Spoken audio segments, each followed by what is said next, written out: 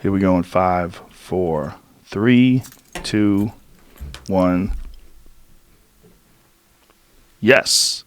Out of all the fucking people that make me feel lazy in this world, there's two that make me feel you and The Rock. You fuckers don't look like you ever sleep, man. No days off. That's why I love his unattractive ass. He's a person that motivates me, inspires me, and the fact that we're co-workers, we're friends.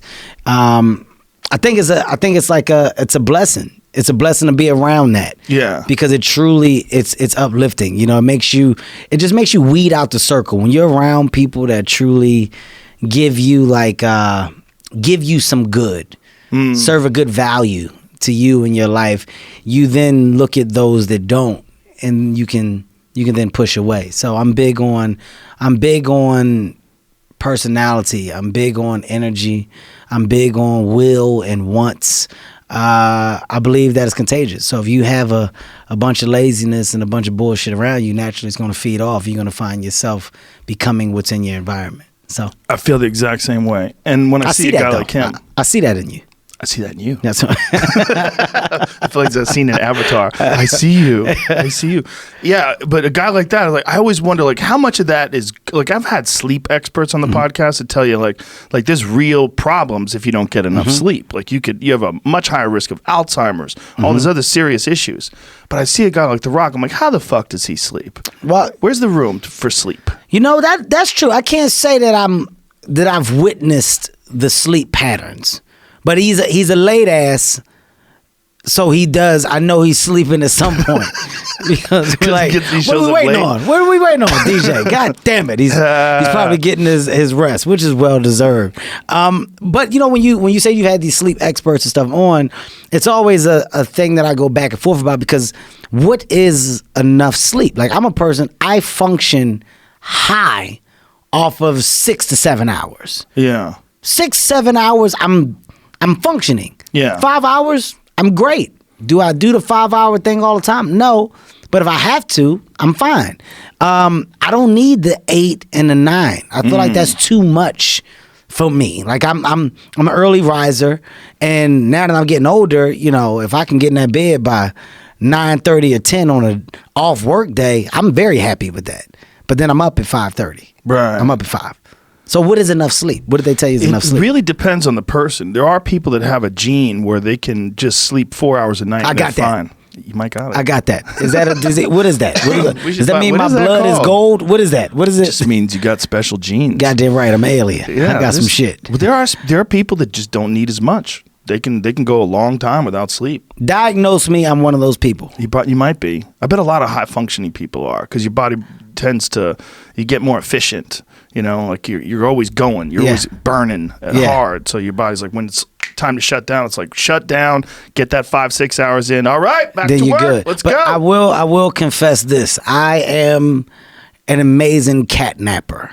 Yeah, I'm one of those guys. That's a good move. If you stop talking to me long enough, I'm gonna fall asleep right here.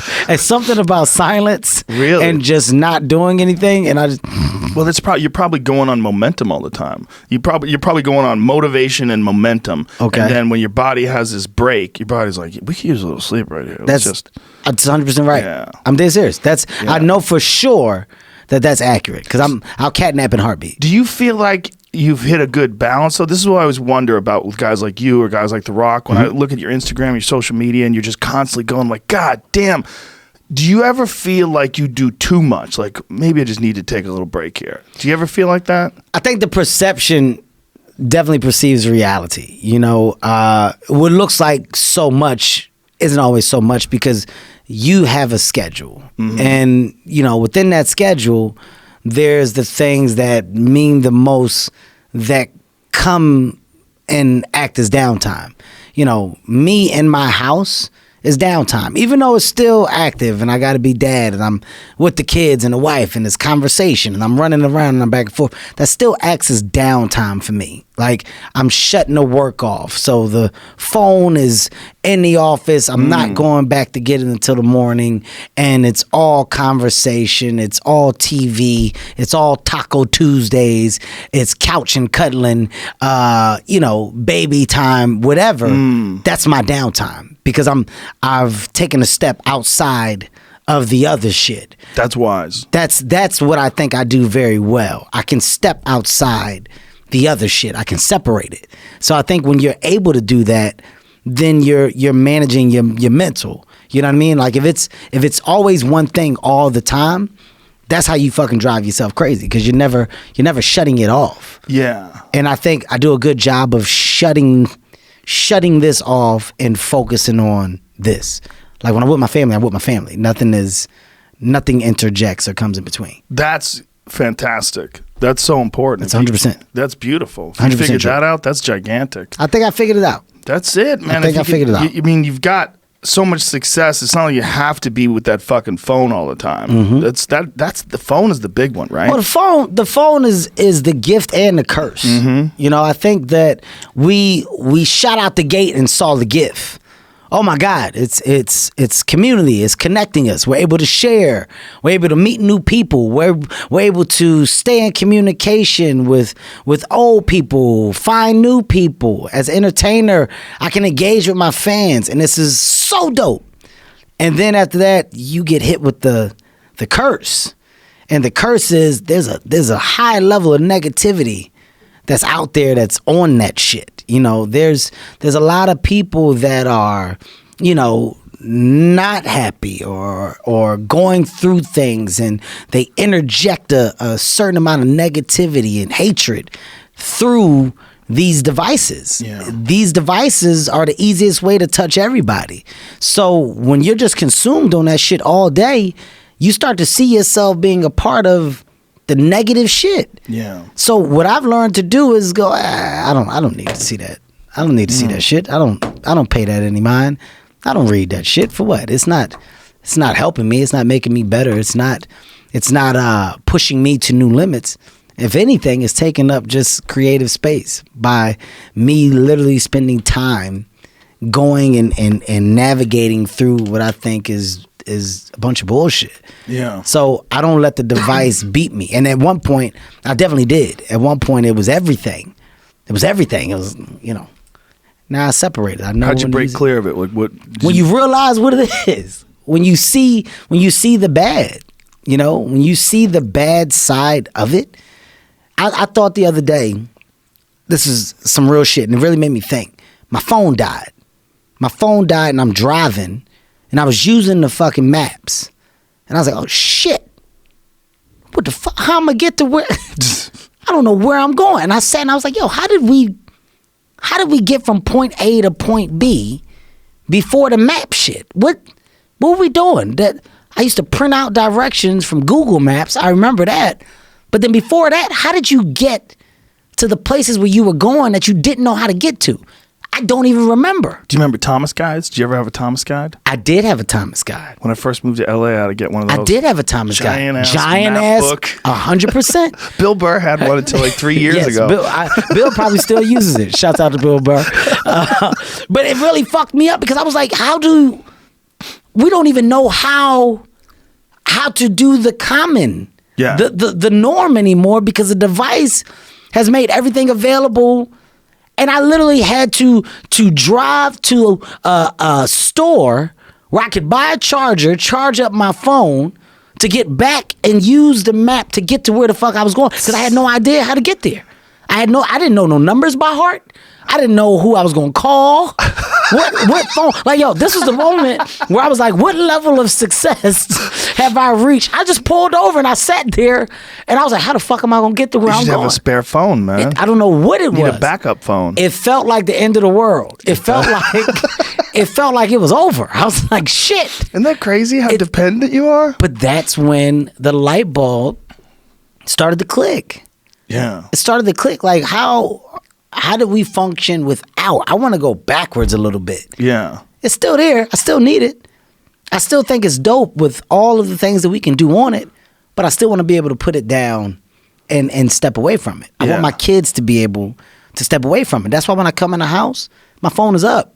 Because I can't bitch and complain at y'all about being on your phone if you see me doing the same thing. Right. So that time, those conversations, me wanting to know about your day, you talking to me about your day, your friends, who you like, who don't you like. My daughter, you, what boy, who, what, huh? No. All right, God. My son, yeah, I like somebody. Who? Oh, Jesus, here it comes. It's a great thing. And I want to be able to have those moments. And, you know, I think it's big to make sure that you prioritize that. Are you worried about what comes next? 100%. I'm worried that something's going to be way more intrusive than that. It's what do you mean? It's already happening. Yeah. The biggest scare happened already. With the FaceTime shit that happened where... What happened? Well, Apple, on the iPhones, it was like people could listen into your... Oh, yeah. If you didn't even pick up, they could FaceTime you. They could just listen into it. Yeah. And, you know, that was the scariest shit ever. Because if it's that easy to have a bug like that, what's the thing that's not a bug that's there that you just don't know about? Oh, there's definitely government listening to us right 100%. now. Yeah, 100%. Recording everything everybody says, and then in case one day you do something wrong, They they'll go back pull to you it. aside. Mr. Hart, we'd like you to sit down for a minute. We're going to play you something. 100%. Yeah. So the fear is the next level of Immersion. Intrusive. You know? Yeah. I think everything has become intrusive now. Like the toughest thing for me is that there is no privacy outside my home. Right. You know, the amount of money that you have to now spend just on security, on, you know, people to be with me, security to be on my home. You know, it's like there literally is no privacy. And it's not that I bitch and complain about it, because without the fans, without the people that support me, I wouldn't be where I am. But there's no middle ground. Right. You know, there is no handshakes anymore. It's how you doing? Right. And it's like, a handshake is so much better to get a moment. Like we can talk if that's what you want. No, yo, say it now. Well, it's kind of weird because you're doing this to me. It's kind of weird to have a conversation. So you're just starting to see yourself become a little older and wiser, and just really see the times for what they are, and see the direction that we're going in as people, and just hope and pray that we find a middle ground, because I think right now there isn't one. Yeah. That's what I'm feeling now. No, I feel it too. And I especially, I mean, what you're talking about is you being super famous and losing all your privacy, but everyone's losing their privacy. Yeah. Slowly but surely. It's happening to you because you're very famous, and because you do something that's in the public eye, and people want to see you and they want to stick that camera in front of you. But there's going to come a point in time where what we're dealing with now, which is like you have to turn your phone on, you have to reach out to somebody, you have to put something up. That step's going to be out of the way, and it's just going to be people being able to access your life. Yeah, you know the bad. Here's what I'll say that's bad. That really fucks with me.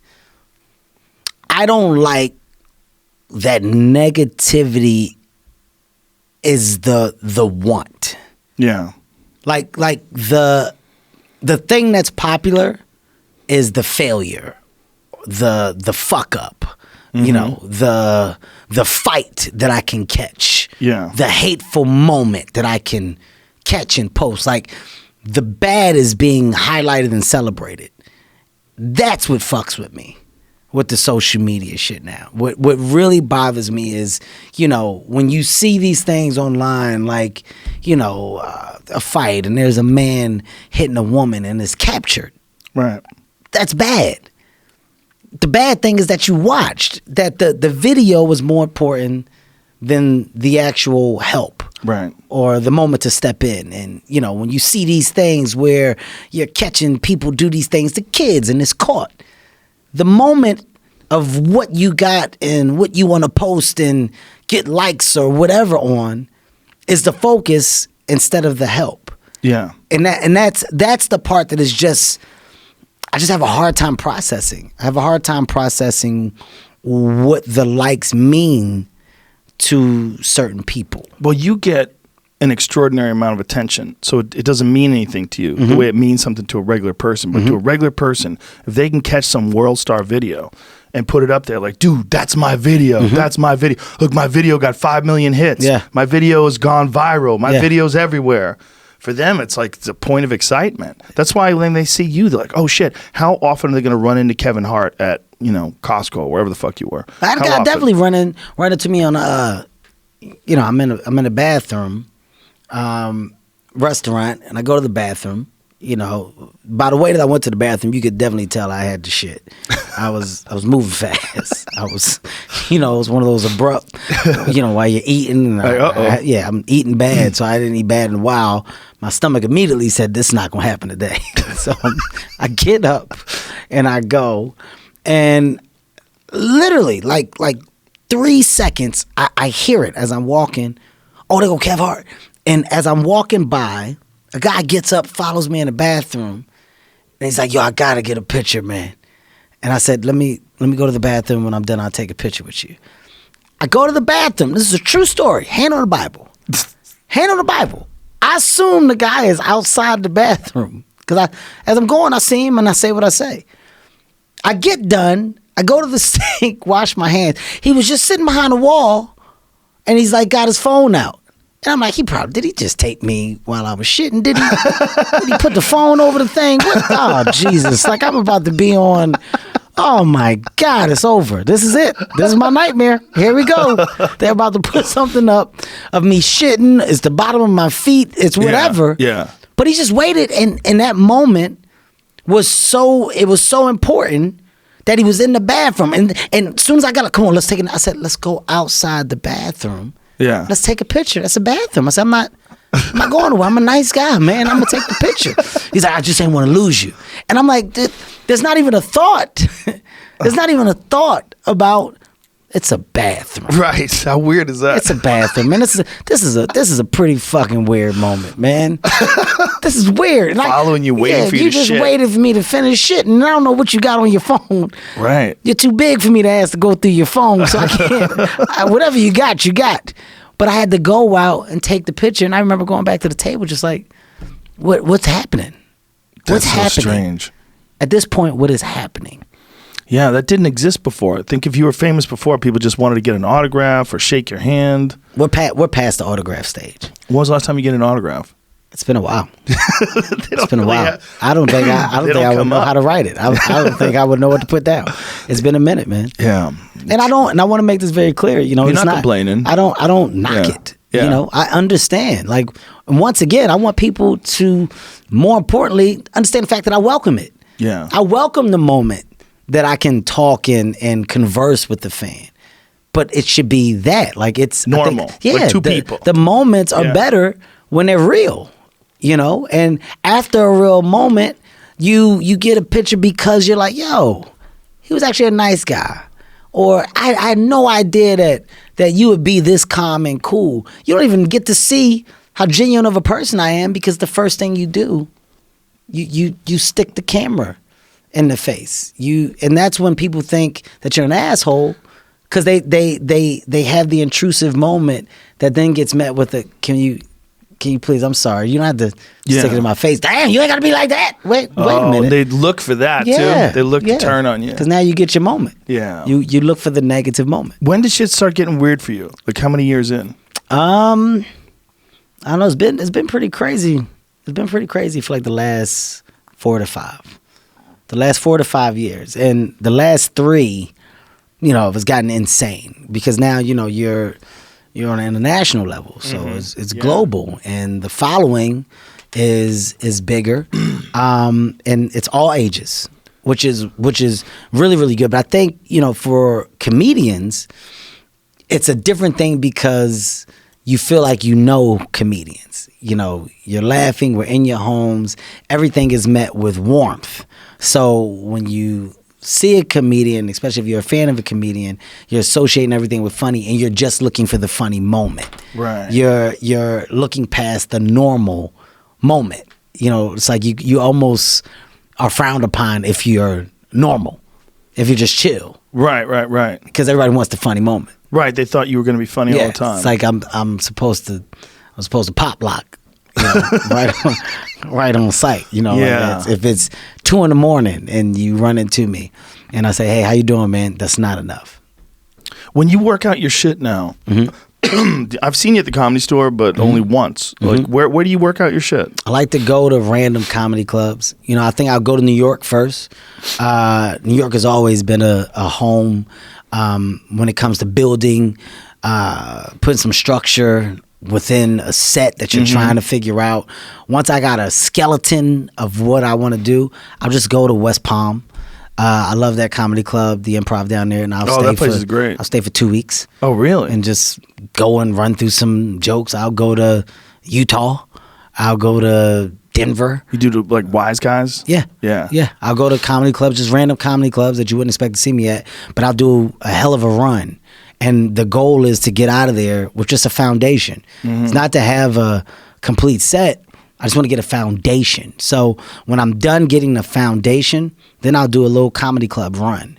I'll do a full comedy club run where I just put 2 or 3 months in, and it's comedy club, and I'm doing 7 shows a weekend. And people are shocked that I'm there and that I'm doing it. But, you know, that's my gym. That's how I work. And I end up leaving that period of time with a complete set after the first 3 or 4 months that I spent. Now, after that comedy club, 3 to 4 months doing that run, then I take it to like a small theater.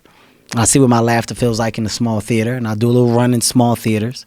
And then when I finally feel like it's at a point where I'm getting the laugh consistently and the punchlines are working, and I flipped it back frontwards, forward, every direction, and my story is a real roller coaster, and it has an ending where I feel like we get off the roller coaster and we're happy, and you don't feel like you were there for an hour. Is then when I go test it out in the arena. And if the laughter sounds the way it's supposed to, then I say, okay, I'm ready. If it doesn't, then I'll go back to small theaters, and then I'll go to an arena again. So not till that arena sounds the way it's supposed to, do I say I'm going on tour. So sometimes it takes me about a year and 3 months, a year and 4 months. You know, people don't understand how hard it is to develop an hour of stand-up material. You know, people act like you just turn on a new hour. It's an hour. To get to an hour, you're going through 4 to 5 hours of bullshit that you thought was funny. Yeah. To come up to that hour that you finally say, this is going to be the representation of me this year. Yeah. It's a lot for me to do that, especially at this level, you know? Well, especially while you're always doing movies and you're always busy with a bunch of other stuff, too. It's tough. It's tough. Yeah. I mean, you don't take any breaks. Well, I tour. I actually, you know, when I'm touring, if there's a movie, I make the movie schedule around the tour. So my shooting days will go Monday, Tuesday, Wednesday, Thursday, rap Thursday, maybe have a show Thursday night, and then I'm going Thursday, Friday, Saturday. Sometimes no show Sunday, sometimes show Sunday, depending on what the work schedule and the workload for the following week would look like. So I'm implementing that in. So when I say I'm out.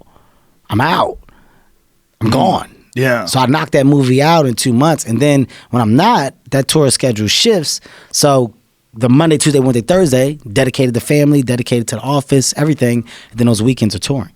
Wow. But that tour lasts for a year and a half. I mean, this year we did 157 shows on my Irresponsible tour. Wow. 157 shows. Before you decided to put it on the Netflix special. Yeah. We did the Netflix, the taping. I think I did it 3 weeks before we were done. So we were probably at 143 shows.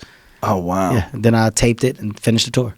Did you always have this kind of structure? Like, how did you design this? I'm a thought out individual. Yeah, man. you seem like it. I'm a well thought out individual. Everything this is a plan. Not random. No, yeah. Everything is planned. If you look at all my stand up specials, there's a 2-year gap in between them.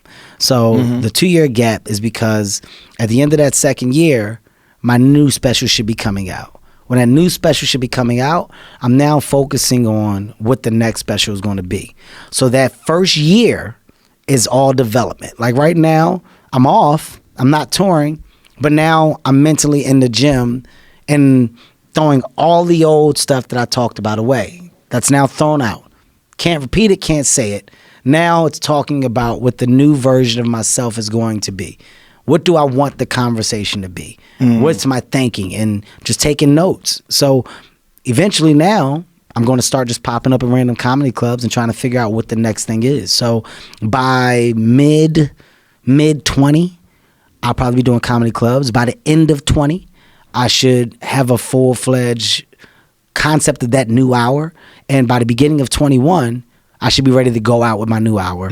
End of 21, film my new hour. Mid 22, that hour would come out. That seems like a schedule a lot of people are doing now, the 2-year schedule. It's a perfect gap. Yeah, that's how I do. I know Louis C.K. did a year every year, and George Carlin did every year, but I think he said it really wasn't the right way to do it. That's tough. A year is tough. Yeah. I mean, that's a shouts out to those that can do it. I think that's amazing.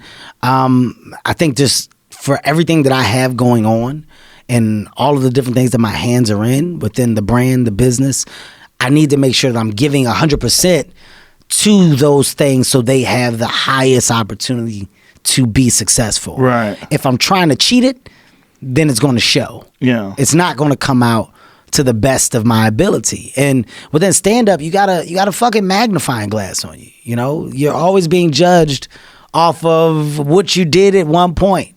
Just like a musician, you're always judged off of the album that everybody thought was whatever.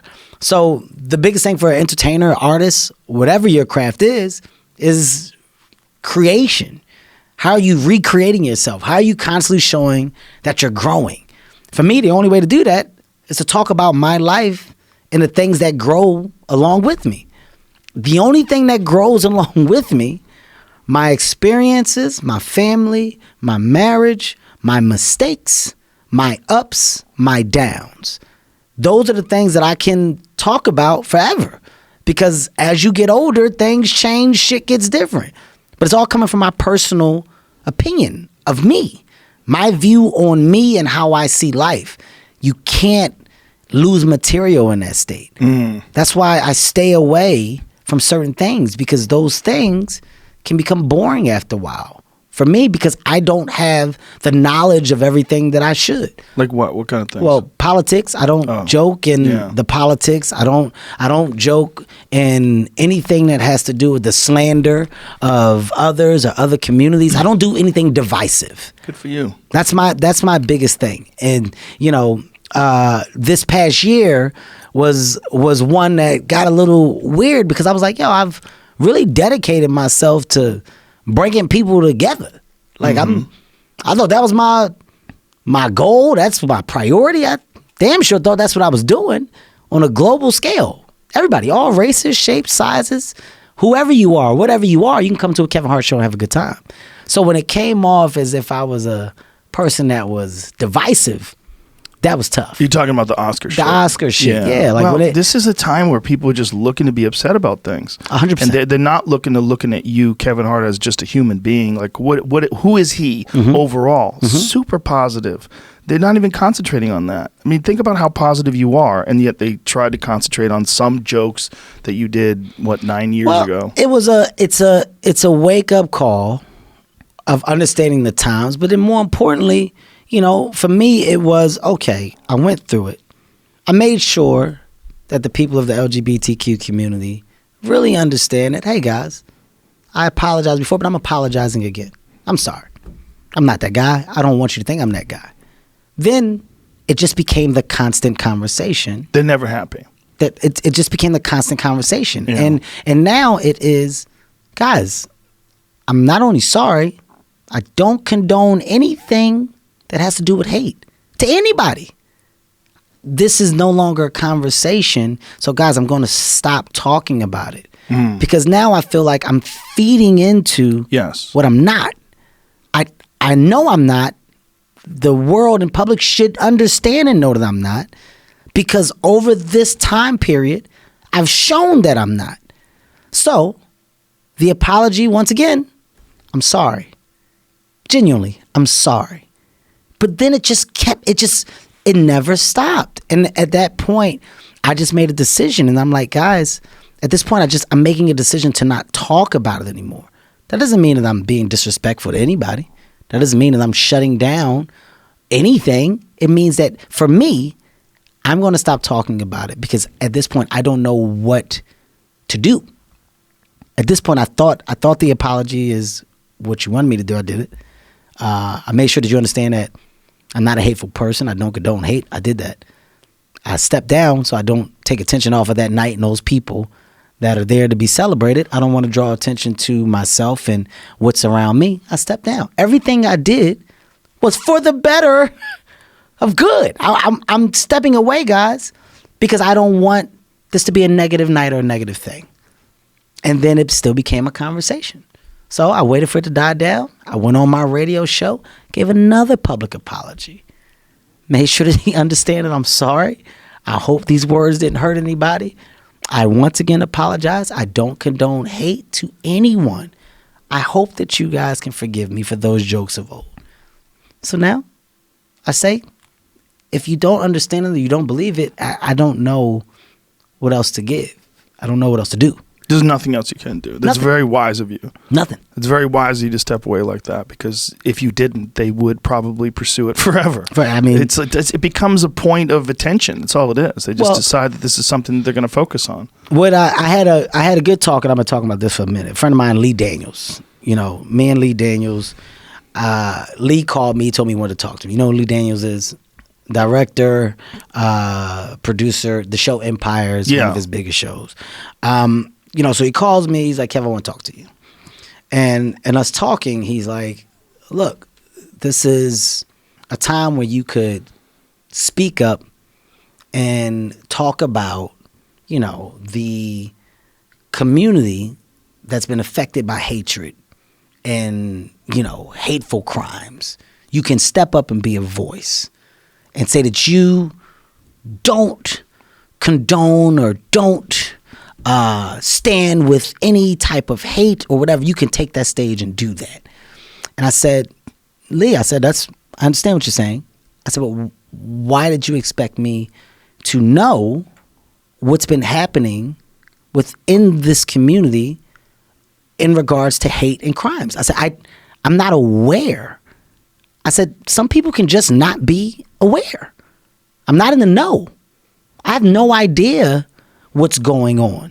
I have no idea. In the gay community. Yes, within that community. I have no idea. Right. When you tell me this, I'm now educated and I understand. So it's easy to simply inform. Right. Information is key. When people get information, they process the information. When you can process the information, you go, oh, wait a minute. That makes sense. Hey, if you guys think that I condone hate, wait a minute. I don't. And anybody that does, fuck you, man. That's bad. You shouldn't. I can say that. But instead, when this happened, it was become an ally. Become a voice. Yeah. And that's where there was just a miscommunication.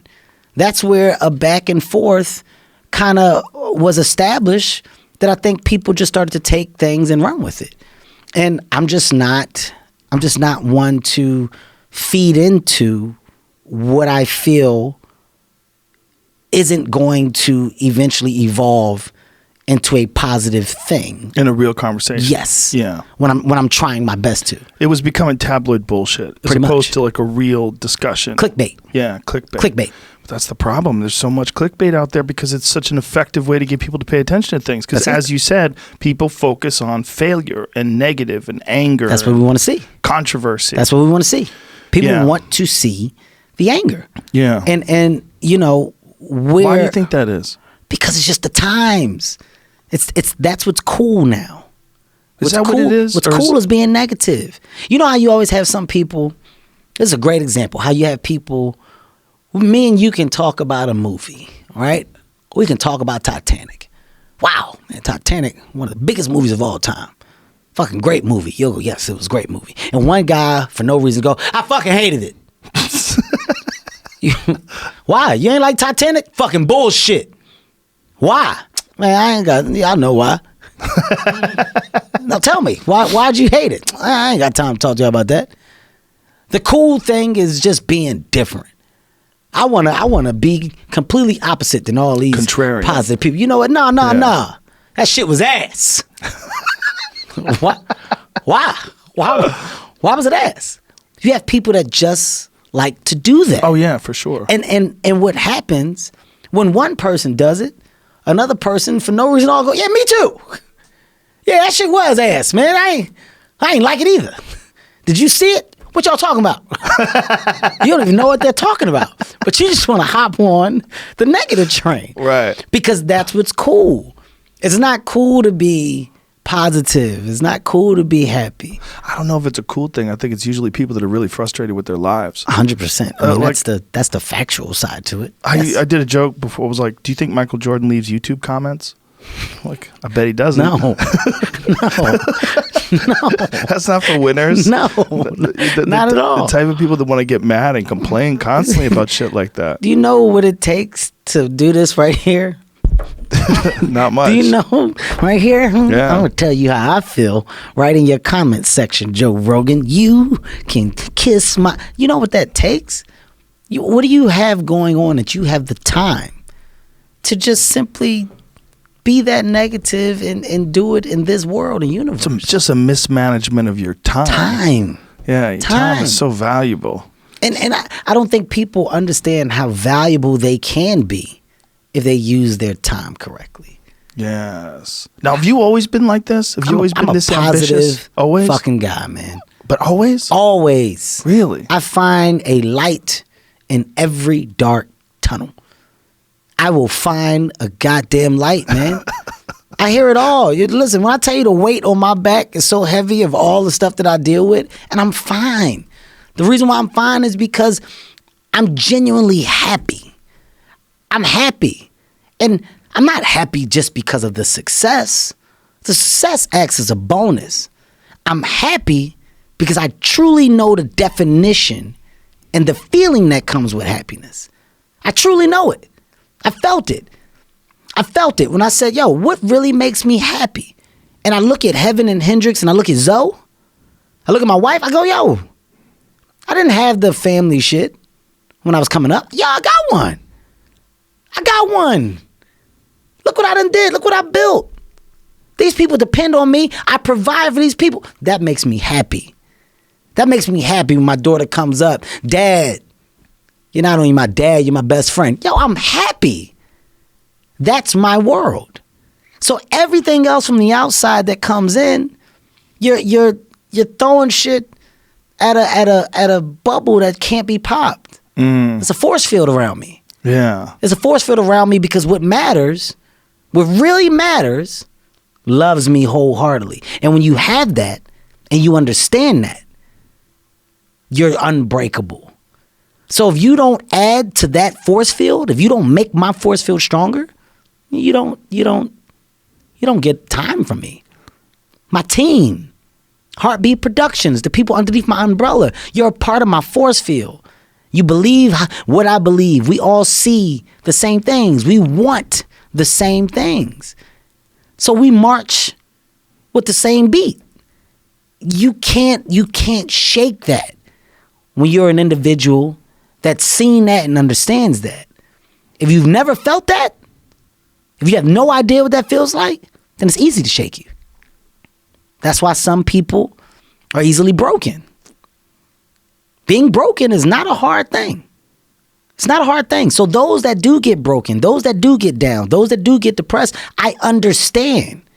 I don't knock people for it. I don't knock anybody for it. What I also understand is that the encouragement that can come from so many can add value for those that may need a little push. That may need a little, hey man, pick your chin up. It's so easy to be that positive reinforcement for somebody and add value. It's so easy. But some people choose to throw that aside and kick while you're down. I try to put out the light of positivity because whoever's out there, I don't know what it could do for somebody else. But somebody else may just simply look at me and say, yo, the way that he embraces his kids makes me want to be a better father. Yo, the way that this man doesn't stop and the way that every day he wakes up and he's just positive regardless of what's going on makes me realize that this shit ain't so bad. The way that he gets up and says, hey, today's another day. It's a morning. Let's all be better than we were yesterday. Somebody probably needed to hear that.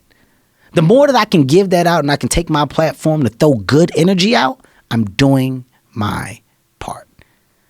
Because there's so many that throw out the complete opposite. Yeah.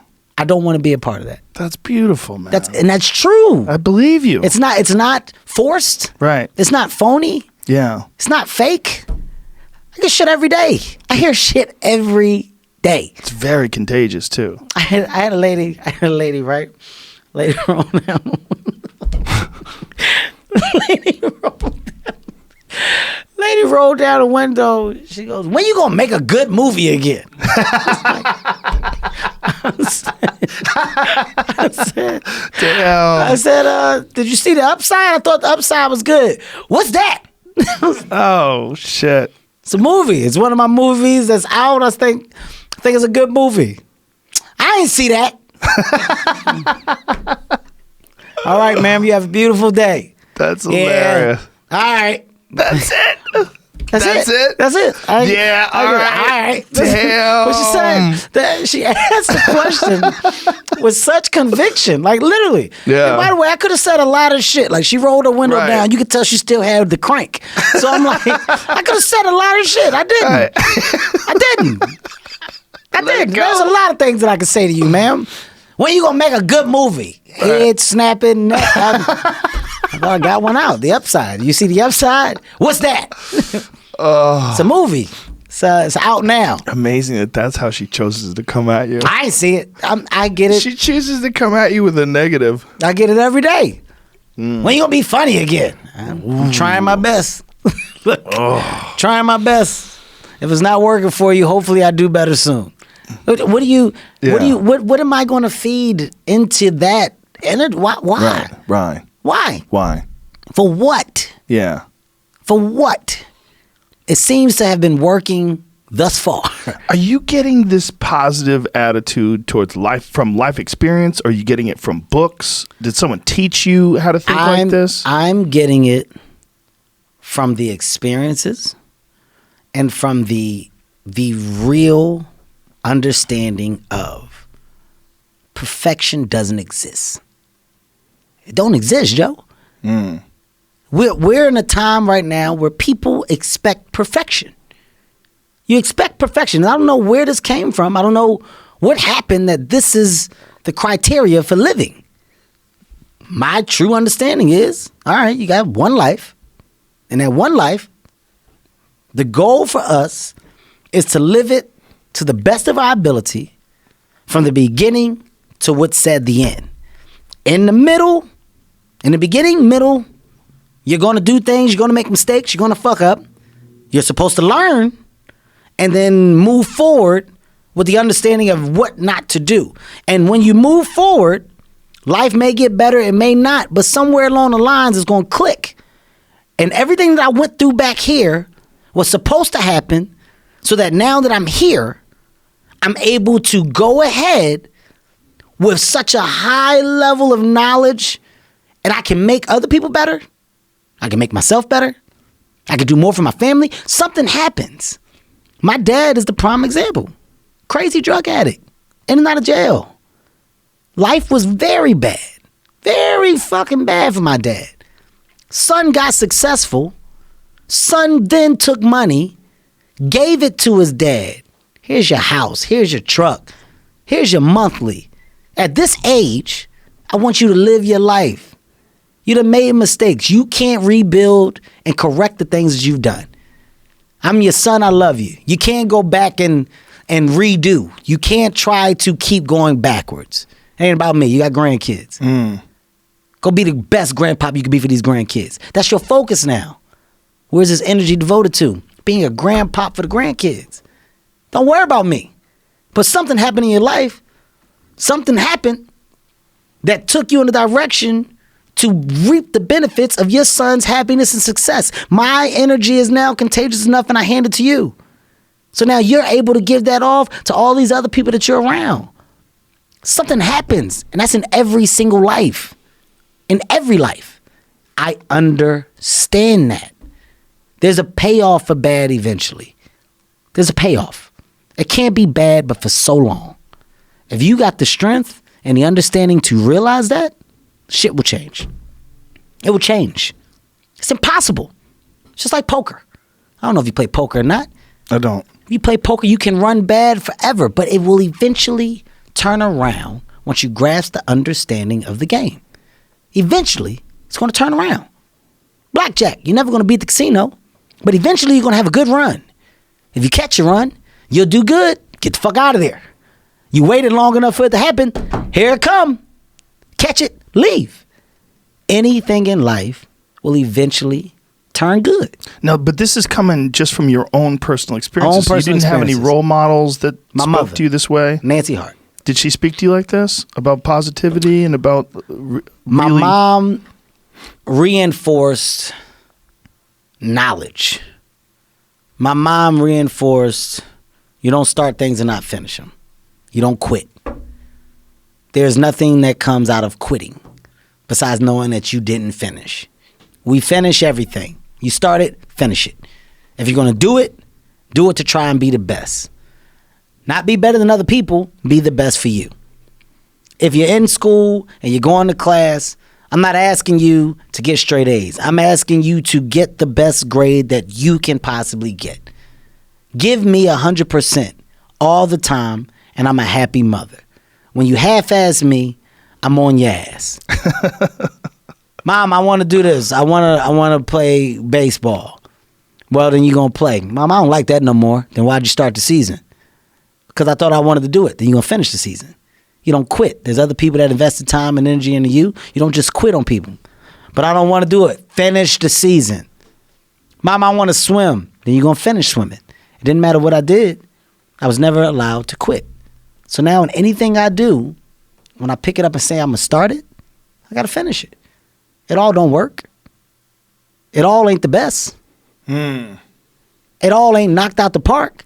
But I walk away saying I finished it. I did it. Right now I've been boxing.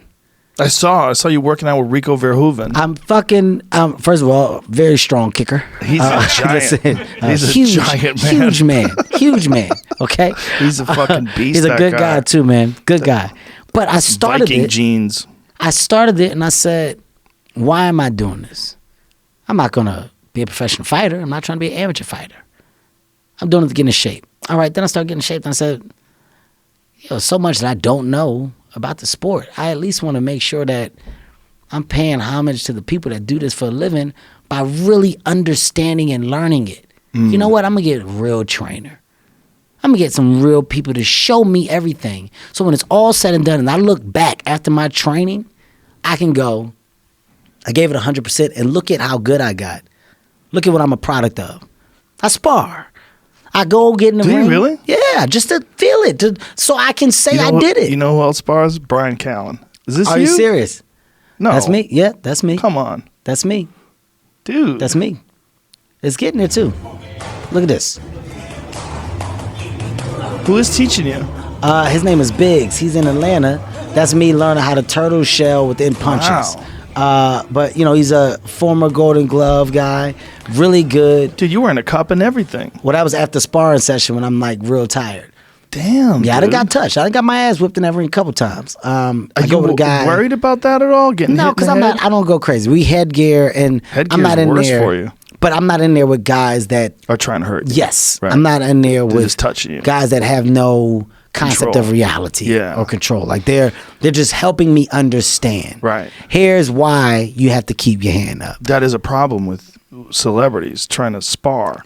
Like if you try to that's why Mickey Rourke started getting all that facial surgery. Are you serious? Yeah, he's sparring at James Toney. Jesus Christ. James Toney would beat the fucking shit out of him, man. Well, that's just not a smart move right there. That's just it's James Toney's a mean man. Yeah, that's just you can't I don't go in that space. Have you ever seen James Toney talk shit while he spars? No. It's some of the most entertaining thing you'll ever find on YouTube. He just won't shut the fuck up the while whole he's time. beating your ass. He's talking shit. Well, Come on, bitch. That's hurtful. Come on, bitch. What you got, bitch? Oh, this ain't shit. That's hurtful.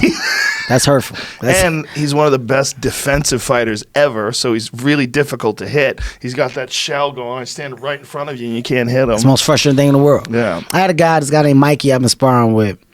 Mikey hit me with 3 punches. I thought Mikey literally had like 6 arms. This is a true story. I said, I don't know what just happened, but I thought I had my hands up. And no matter where I put him, he just tapped me. He lets me feel it, but not to where I'm like getting knocked out. But I understand now movement. I understand pivots. I understand shoulder protection. Right. And that's my goal. My goal is just to understand, because I can't do anything halfway. Kev, you trying to fight somebody? Nope. Right. Nope. I just want to say that I did it and I learned and I can move and I look the part because I put time into it. Well, as you learn it too, and as you watch it and you start get trained, then you start to look at a guy like a Terence Crawford or a Lomachenko, and you go, "Oh, now I appreciate what you're doing." Because before you'd see like, "Oh yeah, he beat that guy up. Oh yeah, he knocked that guy out." But then you see like how he ducks under the left and fires back with the right. And you're like, Insane. "Oh Jesus, this is precision." It's insane. Yeah. The respect that I have for people that do that on a day to day is Yeah. through the roof.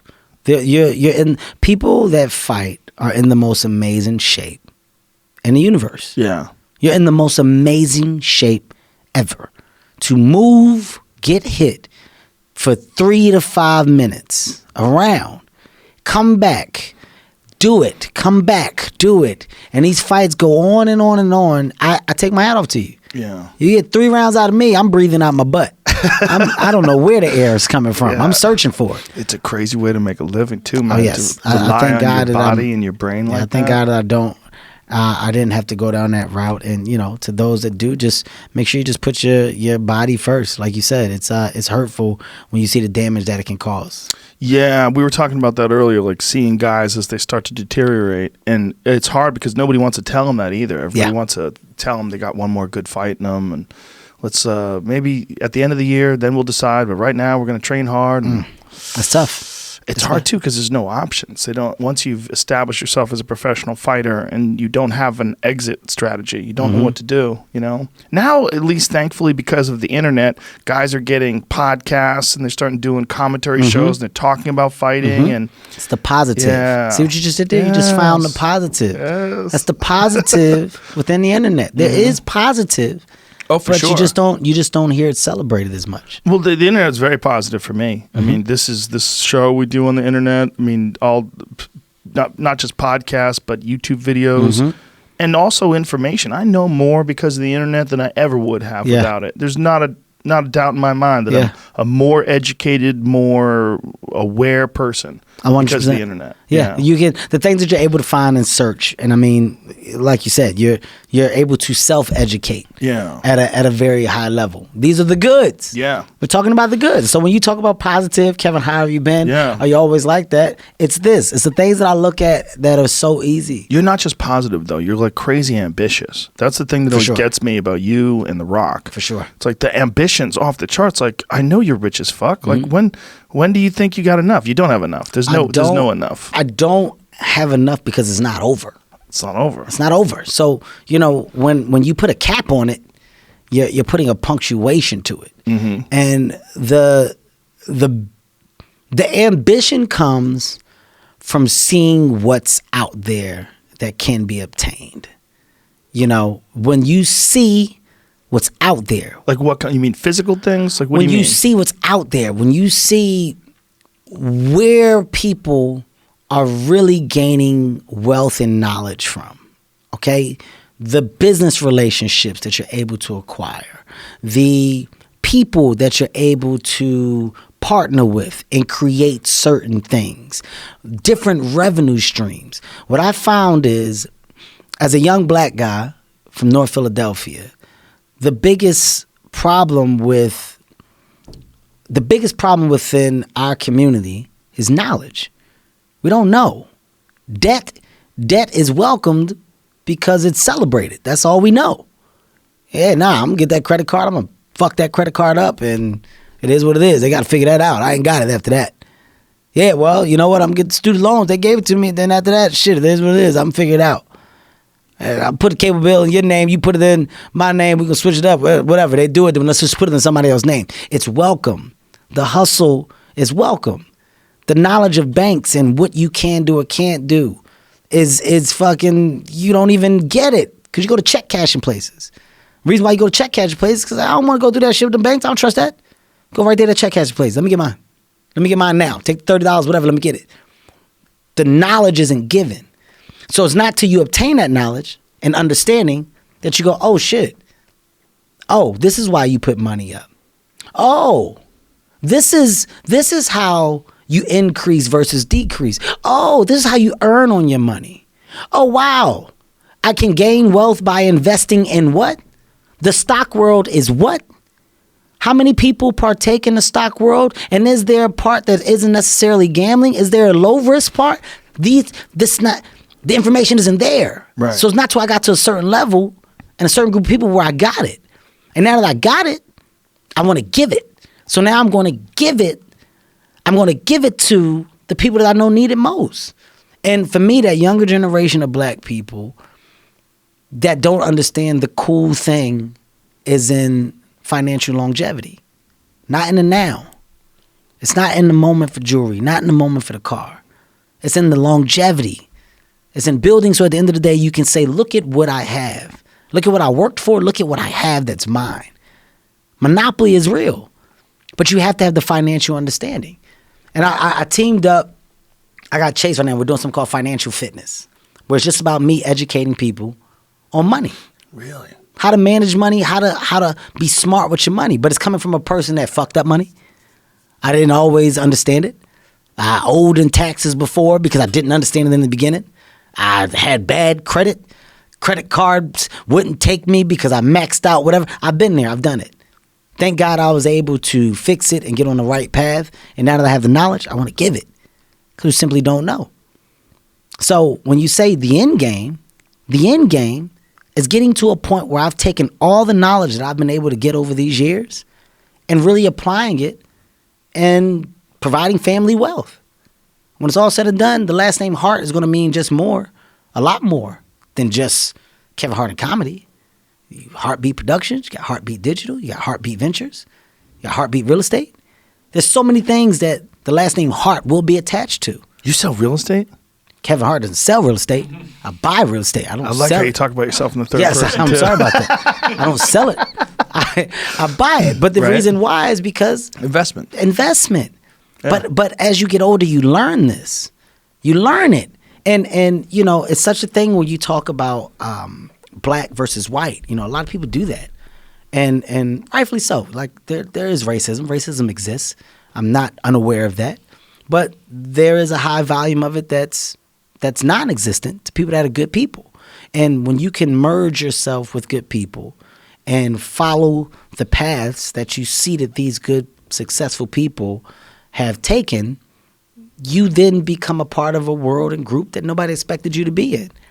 So for me, I now have the position to do that and take all of these relationships and all this knowledge and take it back to the people that need it most. I like to share. I don't want it all by myself.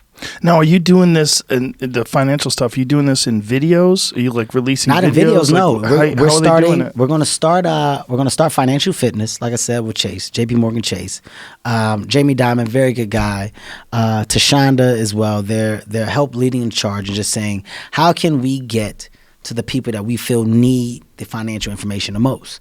So I said, put me out there. Like, let's go directly to the consumer. So from colleges, from high schools, senior classes, junior classes, going out and talking to people before they go into the next stages of their life about the things that you should know. So you're going to speak to them? Is yeah, that what you and just share personal information. Are you going to put this stuff online as well, though? Yeah, you'll be able to track and find content from it, but I'm authentic. So I said the best way to really do it is to put me in a position to be heard. Right. I want to be heard. Like it's a different story what I explained to the people of JP Morgan Chase just when we were talking about this, and there's an amazing board of people that are just figuring this out and the best way to go and do it. And I said, you can't have the white guy that's never been to the hood or who's not from the hood or has no idea how the economy works here and what the real troubles are. You can't throw that man in the situation to talk to people because I'm not listening to you from the gate because you don't relate. I don't relate to you. But throwing somebody in a situation that's lived it, that's been in it, that's been fucked up in it, made it out of it, and is now coming back to help. Right. It's a different ball game. And that's what I want to be. And, you know, we have other voices outside of myself, very powerful voices that are going to do it as well. But the purpose is to align ourselves to really make a change. So you can either be the conversation about making change or you can be a part of the action to do it. I want to be a part of the action. And in doing it, you'll also be able to understand my drive. You'll get why I do so much. You'll get why my hand is in so much. Because I have access to it. And the question should be, why not? Yeah. The question shouldn't be, yo, why is he doing everything? It should be, why aren't you? Why aren't you trying to do everything? Why not? Well, that's the thing about a guy like you. That becomes contagious. Like what you were saying about surrounding yourself with positive people and people that are constantly ambitious, and that there's fuel to that. You feel good about that. That's what you're doing. I can say, seeing you here, right? We walked around. You showed me your facility. Loved it. Beautiful facility. You talked to me about how your podcast has grown to where you are now, the success behind it. I don't leave here and go, yo, that's dope as shit. I go, hey, I need to do more work on my radio station. Laugh Out Loud Radio, I own it. It's mine. I got a show on there, but you know what? Joe fucking motivated me to do more. I want to make sure that we understand really what's out here within this radio world, because I just saw my guy in his space and I saw how happy he is with the success that he has. I don't want to be you or beat you. I want to take this energy and apply it to myself. That's the purpose of seeing. Yeah.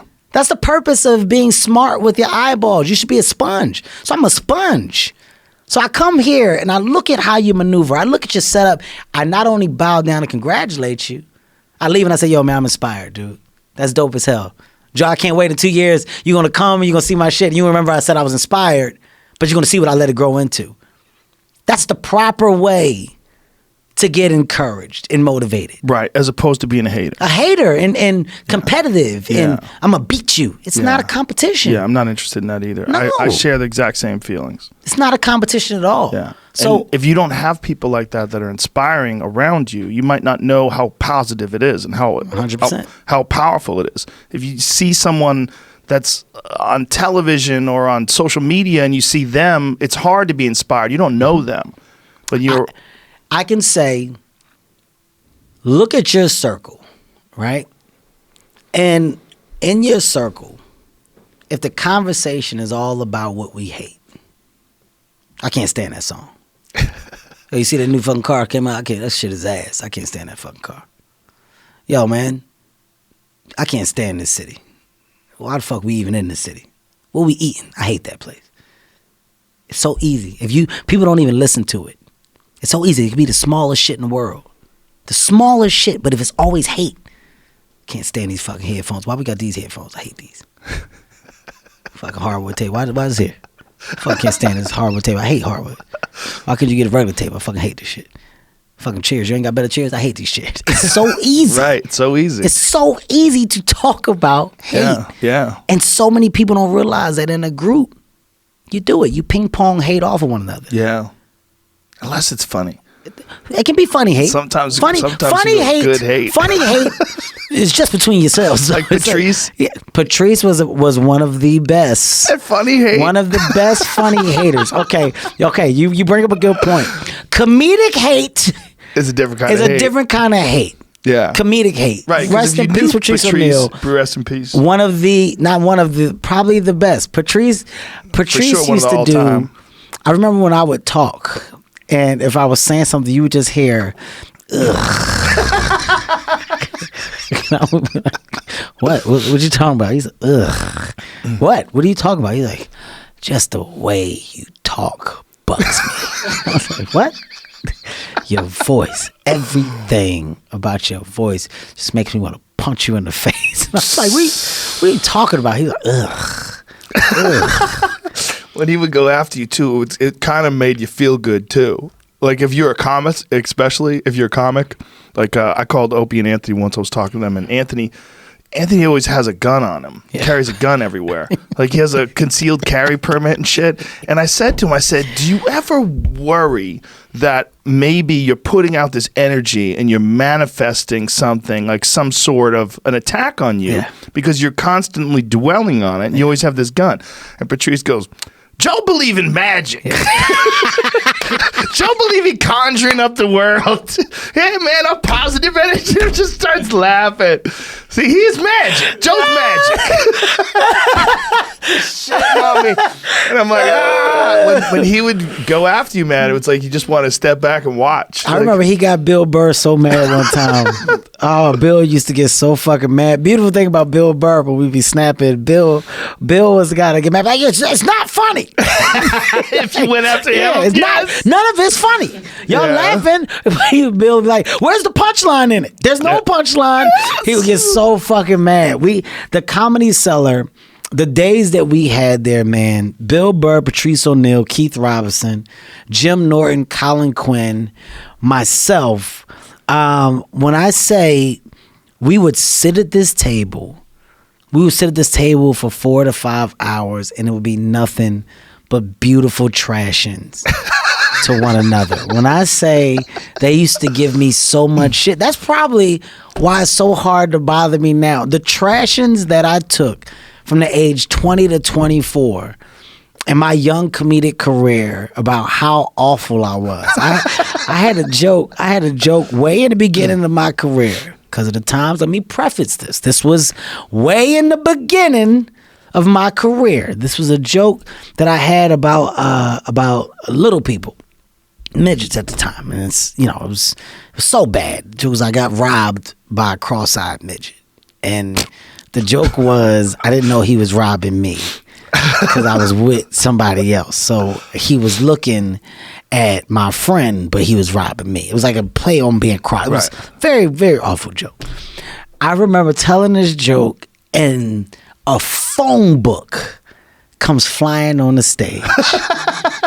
Patrice threw a fucking phone book at me. I'm talking, we're at the Boston Comedy Club. It's people in the crowd. Tiny little place. All you heard was, and you see, bap, it hits the floor.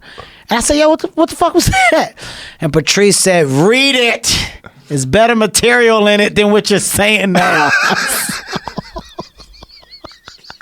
Crowd starts laughing. When I say they used to trash me so bad, man. Give you a legendary Patrice O'Neal story. I caught Patrice jerking off at my house before. I moved to LA. I'm staying in the 2-bedroom apartment. I just got there. Patrice was coming out. I said, yo, you need a place to stay? I said, I got 2 bedrooms. You can come there. This is my ex-wife at the time. I come home. It's like afternoon. I was like, Patrice. I'm like, yo, you home? Patrice. I go in the back, open up the door. I had this big ass computer. All I see is his back hunched over. it's like baby oil right here. And I come in, I'm like, yo, what you doing? He's like, yo, get out. Are you jerking off in my house, man? He's so sick. He's so fucking sick that he didn't stop. He's like, get out. He was so concerned with finishing that he didn't even break stride. He didn't turn around, acknowledge me, nothing. Get out. You just saw his back hunched. He came out like 7 minutes later. He was like, my bad, I didn't know you was coming home. Didn't even acknowledge. Fucking Patrice, man. I love him to death. Yeah, he had the most don't give a fuck of any 100%. Comic I ever met. Like 100%. The most. 100%. Yeah. Good and bad, though. Yeah.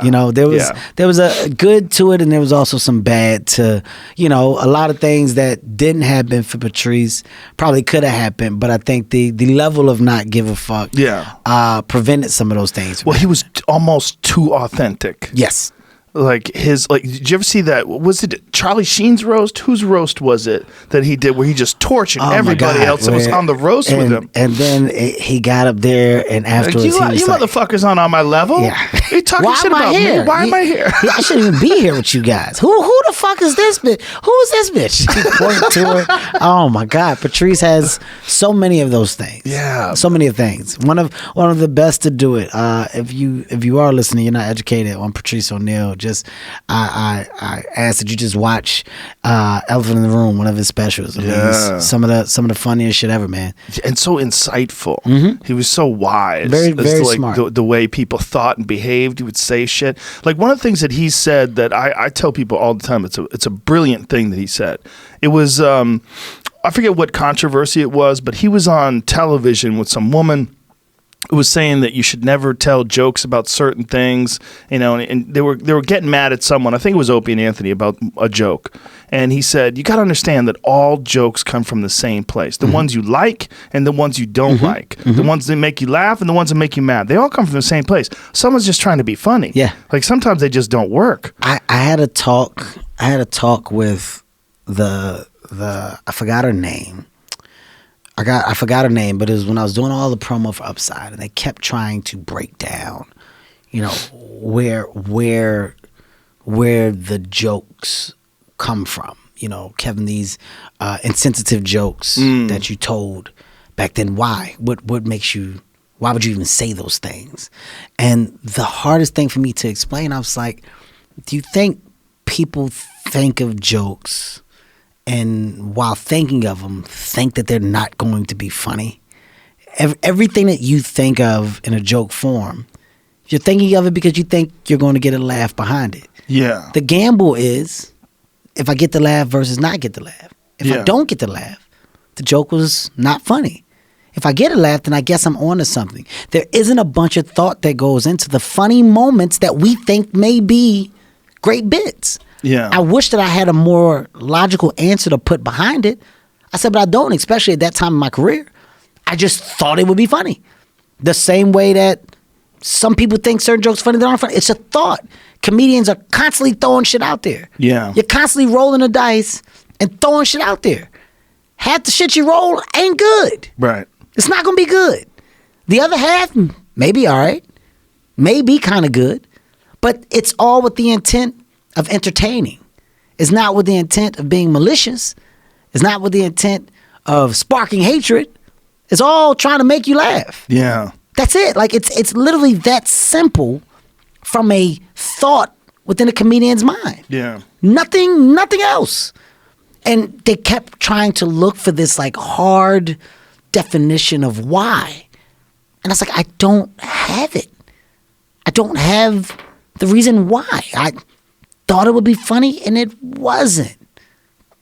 That's the downfall. That's it. That's it. That's it. It's And the thing is about this art form is that up until 10, 15 years ago, there was never any discussion like this.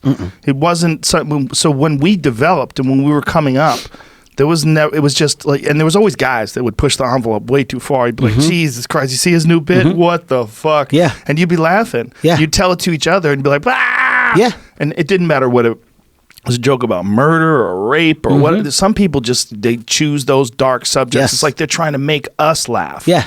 And The comedian's comedian. there's always going to be those. Where you just in the back, you go, ooh. Do you know Brian Holtzman? 100%. Yeah, Brian Holtzman's that guy. He's 100%. one of my funniest dudes. And there's no way that I could say No. some of the stuff that I heard him say. Do you remember Susan Smith, that lady who drowned her kids?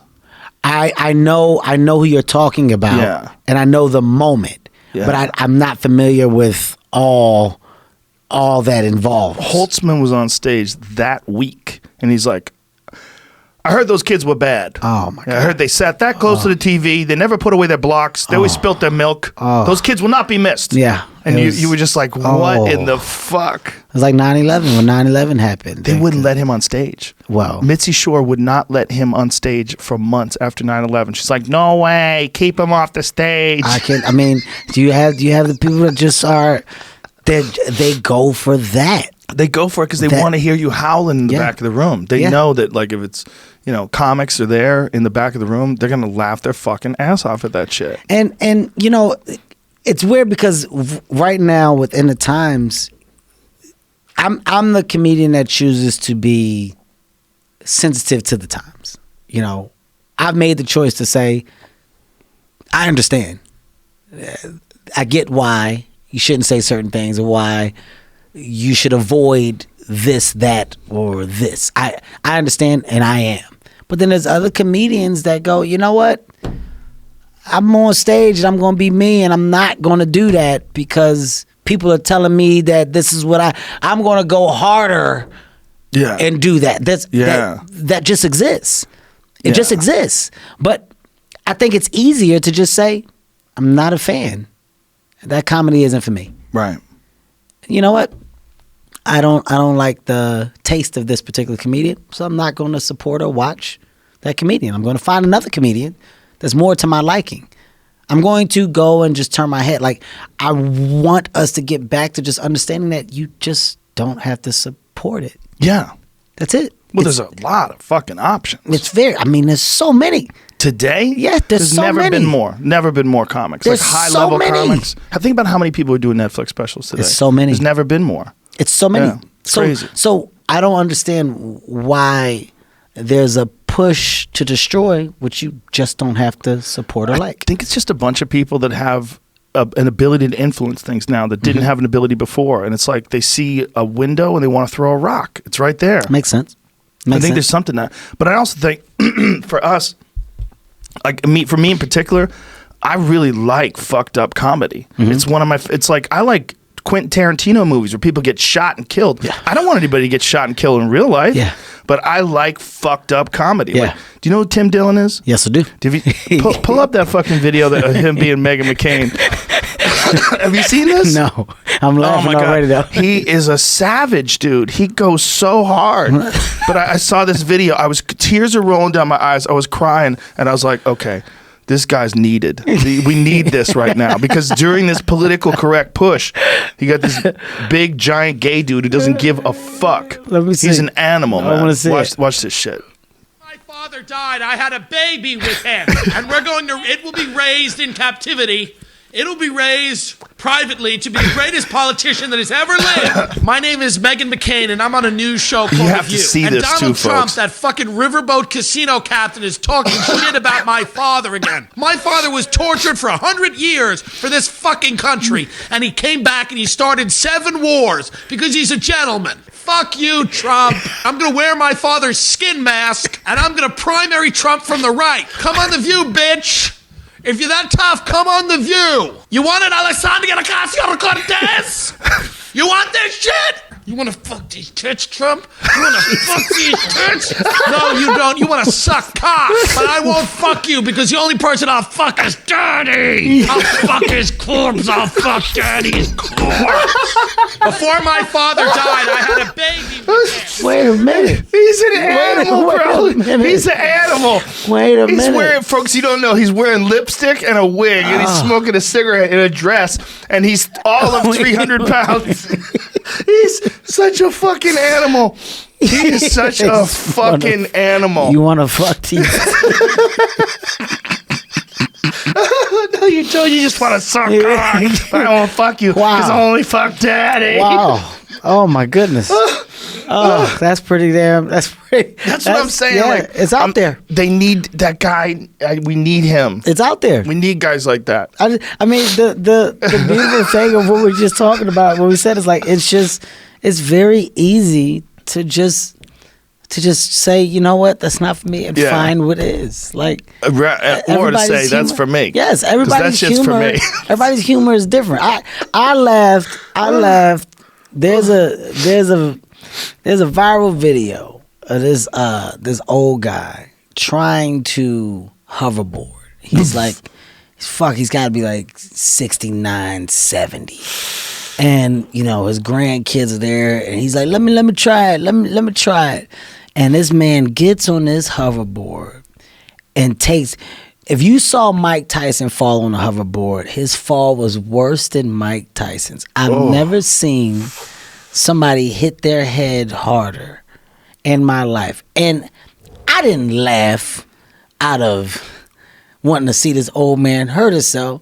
I laughed because it was stupid to try to get on this hoverboard in the first place.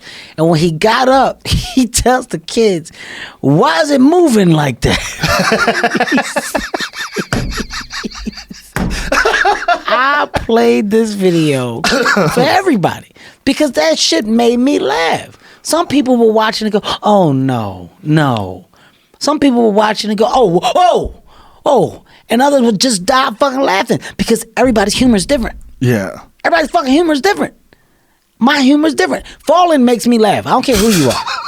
Falling makes me laugh. I don't give a shit who you are. If you fall in front of me, No shot I'm holding that laugh in. There's no shot.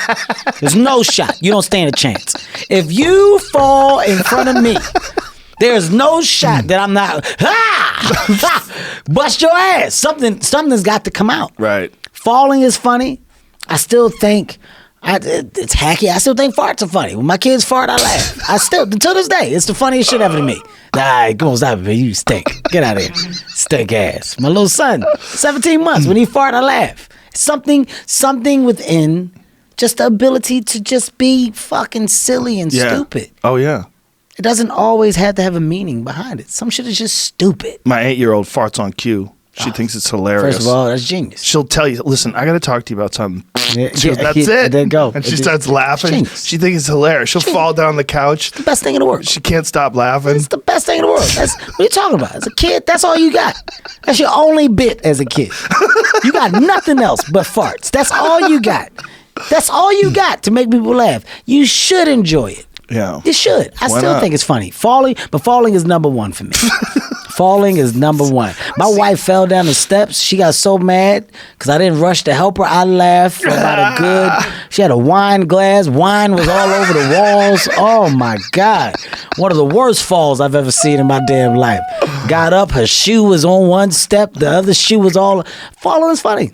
I like it. I don't laugh at falling that much. I just deal with too many injuries. I've seen too many people get hurt. It's not for you. Yeah, it's not for me. Yeah. Especially old dudes falling down, hitting their head. I'm like, Hey. I start thinking about brain trauma and CTE and long-term repercussions That's of after the the laugh impact. for me. After the laugh. After the laugh, I'm there. I'm right there with you. I think your After the approach laugh, is probably better. I'm right there with you. There's a one that's going on today of this dude trying to come up the stairs on this other dude. Did you see that one? And the guy stomped him and sent him flying. I'm like, all I could think of is we don't see it in the video, but that guy's head has got to be smithereens. Oh my God. Like he had to have hit his head the way he fell back. You ever seen one of the guy who slipped and fell down a bunch of steps at the museum and he falls in the water? Like he just keeps going until he goes in the water. That's brilliant. Brilliant. You can't beat that. Yeah, here's this dude. This dude's walking up the stairs, and this dude's like, "Get the fuck off my porch! Stop! Leave me alone!" Jesus. And he keeps coming. He's like, "Don't do it! Don't do it!" And he got boom, smack. The way he fell back, there was no hands behind him. That's all head. That's all head. First of all, to not see that kick coming from a guy that size is sad. But you also have to realize a guy that size is carrying all that weight all day long. That's the equivalent of a donkey kicking you right there. Yes, 100%. That's your chest is caved in right there. You got stomped. But to not see it once again. I've always thought that about fat people. That if you're really, really fat, imagine how strong your fucking legs must be. It's the strongest shit ever. Yeah. If you really get some power behind that kick. And also, if you lost the weight, you'd have these incredible legs. That's always a theory, just of what's under there, of course. But I always wonder if their knees are going to shrink. Wait, what? Because you see someone from behind, they're like 500 pounds, like their knees are that wide. I'm like, okay, is that the bone? Like, is that fat around the bone? Like, has the bone grown really wide? Because your body does, your bones do get denser if you do like heavy weight. Mm-hmm. Like, if you look at like power lifter dudes, they're dense. And part of it is not just their frame, it's that they're constantly lifting heavy things. So your body thickens up to as you go. But you know, when you know, people that are larger make the dedication to actually losing the weight and they stay away from like the weights and stuff and just do cardio, it sheds off so fast. Yeah, they can. Like I know a couple of friends of mine that lost like 130, 140 pounds and like have now just fallen in love with fitness to the point where it's unbelievable, like how their body is transformed and taking a liking to the new process that they're now in. It's pretty dope. They get addicted instead of food. They get addicted to being healthy. Exactly. It's totally possible. Totally possible. I've had, I don't know how many people come up to me and said they've lost 100 pounds plus because of listening to my show and having fitness experts on and diet experts and just talking about staying the fuck away from sugar. Don't eat late at night. Yeah, Stop eating. Stop eating at a certain time and give yourself more than enough time to digest. Count your calories. Start exercising. Well, with me, I think the thing with me that helps me so much is I'm not a foodie. You're not? I'm not a foodie, man. I'm just not. I'm the most boring guy to go eat with. I'm just making a turd. That's it. I'm literally just. What is that? What is? Yeah, that's fine. Let me get that. This baked chicken, some brown rice. That's fine. I'm good. You don't worry about eating healthy or clean? Well, I'm a healthy eater because I'm not a foodie. Oh, so it's not like it doesn't doesn't matter. Like, I don't have the will or want to eat the bad shit. So if you're passing by In-N-Out Burger, nothing? No. Nothing. Nah, man, I'm black. Fried chicken. Fried chicken Oh, is my okay. kryptonite. Now, you show me a Popeyes. Roscoe's? Roscoe's is good too, but Popeyes. Really? Popeyes Popeyes. over Roscoe's? Yes, man. Popeyes. I don't understand. Popeyes is fucking. I don't know what's in that chicken batter, man. It's pretty damn good. The God spicy? Damn it. Do you like the spicy? Spicy set my ass on fire, but I'm still gonna do it. Yeah. I'm still gonna do it, but I'm just not. I can consistently eat the same thing and be fine. How is Popeyes the only one who figured out that red beans and rice is It's a the great shit. thing to have on the side? It's the Like, shit. no one else has it. It's the best thing ever. You know what I mean? Why doesn't Burger King or McDonald's Popeyes have red beans and rice? Popeyes is so good that when I was younger, I was about 22. I was on a bike. I got hit by a car. Right, not too hard to where I was damaged, but I had Popeyes in my hand, like the bag. I was riding on my bike and holding it, one hand.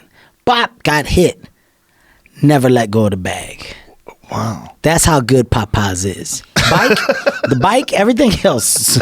Boom, I'm there. Popeyes. I held on to it. Nothing was damaged. Still took it home, finished that meal. That's incredible. That's how good Popeyes is, 100%. So that's my cheat. My cheat is Popeyes all day. Other than that, I'm a consistent eater. I'm a healthy guy. So do you take vitamins or supplements or anything? I used to take multivitamins, which inspired me to start doing my own. Like right now, we got Vita Hustle. Of course. Yes, we got. I'm starting my own supplement line. Vita Hustle is Vita Hustle, the I love it. multivitamin that we're putting out. But let me tell you why though. I'm gonna tell you why I'm even getting into this space. So when I look at physical fitness and I look at this world, I notice that you have a great want and need to look like everything around you that you see. Like everybody that's a part of this world, they look so fucking great and fit when they're talking about these products and the things that they can do. And I said, what I'm able to do and what I've done in my past, I'm always bringing people together of all, like in whole. Like nobody's alienated. When I did my runs with Nike and before I got signed by Nike, it was about bringing a bunch of people that never have ran before and getting you guys to get up and just come run with me. Just try it. And you notice I got people out there never thought they would fucking do it, and we doing 5 miles. We're doing 10 miles, whatever. It's just a group run. Something to say we did. I said, how can I create a product where I'm putting people in a position to understand there's a hustle in all of us? That's what my multivitamin is about. It's the energy, it's the recharge, it's the ability to focus, it's to approach your day with all of the tools that you basically need. It's not just about the physical fitness aspect, it's about the health. So if I can actually motivate people to take the step in the right direction of health with a line of supplements that are driven for the everyday individual that may not know or be aware, but wants to engage. But you're not in it to look like all these different people. You're in it to be the best version of yourself. How can I do that? Teamed up with a great group of people to create the best possible products that I want to do. And I said I want to be patient. So it took me 4 years. 4 years to create Vita Hustle. And how many different products do you have? Right now, just Vita Hustle. Vita Hustle is my only one right now. So it's just a vitamin? Just a multivitamin. But it's an amazing multivitamin. Is it a single pill or is it a packet? No, it's a jar. I should have fucking bought one. Good job, Kevin. jar? Jesus Christ. I'm So you like stupid. mix it and stuff? No, it's a jar full of like a... Oh, pills? Yes, pills. Yeah. Okay. I'm going to tell you the dope stuff that's in it. Because I don't want to not say anything and have it to where it's wrong. So I always Here it have is. shit in my phone. He's got it up on the screen. Man, look how good are Ingredients. you. How Boom. good is he, man? Very Jesus Christ. I get it, the man. best. Hey, I see it. Yep. That's why you're here. I was doing the Broccoli same thing extract. on my phone. Blueberry fruit extract. Mm-hmm. Scroll back up there. Boron, biotin, beta carotene, vitamin A. Mm-hmm. That's all good shit. It's all good shit. It's more than a multivitamin. Okay? Vitamin A, It's good. D, E. What is that stuff? Tocotrienols. Tocotrienols. Vitamin E family. You ever heard of that, Jimmy? Vitamin K. Look it up. All right. Look it up. And Gastrointestinal the system. good thing too is that everything that's in it, it's not only is it researchable, but you'll see why. Like my biggest thing, like as a guy that's not as familiar with the space, I said, who are the people that do it at a high level that I can incorporate into helping me build this product? So I feel like you're never going to do it by yourself. You shouldn't try to do it by yourself. And you don't cut corners. You don't go the cheap route. You don't do it wrong. So then you have to go back and do it again. Right. So I went and I looked at the people that were involved with creating the quote unquote best markets, the best things on the market. And I put that team together. I put up a team of like 4 to 5. And when I tell you 4 years, I spent a lot of money developing this shit. Because it wasn't right in the beginning. Had to go back. Had to do it again. Wasn't right. Had to go back. Found out the other things that made other things better, other things great. Had to go right. Go get it again. Go try it. Go do it again. Not right. What else is out there? What do we compare it to? Until I felt that now when I launch, there's going to be a place for my product in the market where people will understand that it's exactly what I said it was. There's no lying. There is no, false presentation behind the product. Kevin Hart's multivitamin is much more than a multivitamin, but more importantly, it's something for everybody. And more importantly, it's to spark the hustle within all of us. And this is the first. There will be more, but it'll be after I've mastered and I've done this at the highest level. Then I move to product number 2. Then I move to product number 3. Before you know it, you're going to see a fucking whole line that Kevin Hart has slowly developed and that people can actually believe in because I'm going to be a product of my own product. That's the best thing in the world. When you're a product of your product. It has to work for me before I say it's going to work for everybody else. So you take this stuff. You goddamn right I take it. How long have you been taking it? I spent all this fucking money on it. I better take it. I've been taking the one that's launching now for about 5 to 6 months. Nice. I've been taking this one. I'm very happy because I actually feel the difference. And the difference is just in the energy that you have within a day. It's not an energy fucking pill, but I do feel a difference in my ability to last throughout my day. Like I do a lot, man.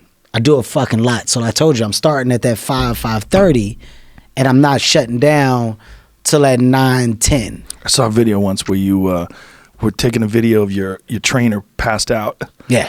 And you were like, this lifestyle's Boss not for hard. everybody. Nope. Everybody around And me he was shuts down. Very unattractive sleeper, by the way. Shouts out to Boss Ronald Everline. One of the worst sleepers you'll ever see. So you take him with you everywhere? Yeah, my trainer's with me everywhere. Wow. Everywhere. So you train every day? Every day. Wow. Every day. Sundays are light days, light cardio, maintenance is what we call it. Mm-hmm. Not doing the same thing all the time. We switch it up. Love switching it up. Love finding new things within fitness to make it fun. You never want to get bored within it. So your whole purpose is just to keep your vitality up, keep your energy up, just to keep it. It's if I don't do it, then there's a lag. I need to train. I need to do it because I'm mentally so invested in it now that when I don't do it, I feel like I've cheated myself in a day or a week that I've taken off. I feel like, yo, man, I'm not myself because when I am doing it, I feel like I'm committed. Right. I'm committed to constantly building and reshaping and molding. I'm working on me. So when I'm not working on me, I don't feel like my day that's supposed to be about me is starting off with the biggest bang. Right. This is my advantage to starting off like nobody else. My day starts off before fucking worms and birds get up. What time do you get up? 5. 5, and that's when you start working I'm in out? that gym 5:15, 5:20. Really? 5:15, 5:20. No food? I don't eat before I work out. Yeah. I'm not an eater before I work out. Never have been though. What I am now, because I'm getting older, I'm more conscious of my body. So I'm big with sports massages. I'm big with, making sure that I'm not putting myself in a position to get injured and overworked. Right. So getting stretched, trying to do as much movement that as I possibly can. Like when I say I'm a little walking muscle, I really am. So my flexibility is limited. So right now that's my biggest focus. So I'm about to start yoga, trying to do that things that can just kind of keep me in a position to not tighten up so I don't pull anything because I do so much. Are you going to do hot yoga? Hot yoga. Yeah. Hot yoga. I do that shit all the time. Do you Love really? it. Love it. Amazing. I do it every week. Yeah. Only thing that's kept me from doing it is the smell that's possibly in that room. That's the only thing that's kept me out of it. You know, I was like, Yeah, you got to move past that. Yeah, but that's I hear it get pretty bad. That's the only- Sometimes it can. Yeah, I heard. But the place I go to is nice. You just got to make sure that the people take care of themselves. Where you don't go want to be to? around smelly people. I'll be honest with you. I'm worried about myself. I don't know what I'm gonna give off. Well, especially if you get there early in the morning, eat, you won't worry about farting. Yeah. But the people that eat breakfast, That go in there, they letting off and everything. I would explain that to Killer Mike. He was talking to me about farting in yoga class. I was Oh like, my God. you can't be eating. No. You can't be eating before that. How early are you going? I like to go either 6 a.m., which is rare. Most of the time, 8:30. Mm-hmm. Depends on which place I go to, too. But you love it though. Yeah. You love it. It's great for your head, too. It's 90 minutes of suffering. It's hot as fuck, Yeah. 105 degrees, 104 degrees. When you get out of there, you feel like you did something. You Really? feel like, and it just changes the way your body feels, too, in terms of your range of motion, your flexibility. All those weird connecting knots and everything just get opened up. And, so, My question is, when you're just starting though, Yeah. like I will be, is it extremely tough in the beginning because you just got to bring a lot of ice water. Just bring a big old fucking 64-ounce, one of those, thermal flasks of ice water. Make sure you have enough water and drink enough water before it. I'm telling, put me in the back. Yeah, when I'm starting out, I don't need to be where people can see me. Just where do they got like a section in the back? Yeah, but you turn left and you turn right, everyone's gonna see you. Yeah, that's what I'm saying. Can I be in a place where they don't see me in the beginning? Like I don't want anybody to see. You're athletic, man. You're gonna be fine. You're gonna be tight. It's gonna be difficult for you to pull off certain poses, but you'll be fine. I'm definitely gonna do it. I'm definitely and then gonna you try. realize it's a challenge. I'm definitely 100% gonna try. You ever fuck with jiu-jitsu? No, that's next. Yes, That's next. I want to hear that. That's next. That's what I wanna hear. Listen, this is where Rico was laughing because I said, "Yo, man, don't laugh when I tell you this. I've never thrown a kick." I said, "So whatever you show me right now, this will be my first time doing it. I don't kick. I don't know how to kick. Right. So whatever you show me, this will be me processing it for the first time." Ah. And that day we did it. We worked on it. And I think I threw a couple good kicks. Couple good front kicks. And I said, look, after I'm done with boxing, I said this will be my next task, to learn how to properly throw some kicks and to move with my bottom half. Now that I've worked on my top, that's my next hobby. That's your next hobby. Yeah, you What gotta about- keep- But gotta keep picking 'em jiu-jitsu. up. Jiu-jitsu is like That's the chokes tussling and chokes and throwing and stuff. That's what Yeah. I'm talking about. You want to do that too? There's stuff. As you get older, you have to find shit to do. Right. If you don't find shit to do, you're gonna lose your mind. You would get addicted to that. I just wanna guarantee learn you. shit. You would like it because there's so much to learn. That's the thing about it. It's a long Never journey. ending. Never ending. Yeah. Never ending journey of shit. There's so many different variations of each different individual move and entries into new moves and defense, and then the structure of it it gets so crazy. It's super complicated. My son is heavy into boxing and karate. I got him into those, so he does them both. So the reason why I want to do it, I just like to keep up with him so we can do things together. I have trainers come to the house and we'll work out together. He loves it, so I just don't want to get left behind to where I can't your son do. Be able to kick your ass. I don't want that. When he get 17, 18. What you say, Dad? Hold on. Hold on. Yeah, you don't want that. Boy, you better back up. Yeah. When they start getting that much confidence, I just want to be able to keep up and maintain. So that's why I like to do it with them. Well, it's good for a kid too to have that in your head where Just you know confidence. how to defend yourself. Confidence. Yeah. You need that for confidence. It'll help you avoid things too. Well, I tell my kids, your last name puts a target on your back that you didn't ask for. And we don't go and create problems, but you should always be prepared for problems if they were to occur. And if they do, I just want you guys to know how to defend yourself. So the things that I have my kids doing is just have the knowledge and understanding. The worst thing is just not knowing. They're growing up completely different than I grew up. Where I grew up, you had no choice but to know. If you ain't know how to fight, that's your ass, because you're going to get tested. There's no way around it. You're going to get tried. You're going to get robbed. You're going to get your book bag taken. Somebody going to try to take your sneaks. Like, it's the reality. It's not a false reality. That's real.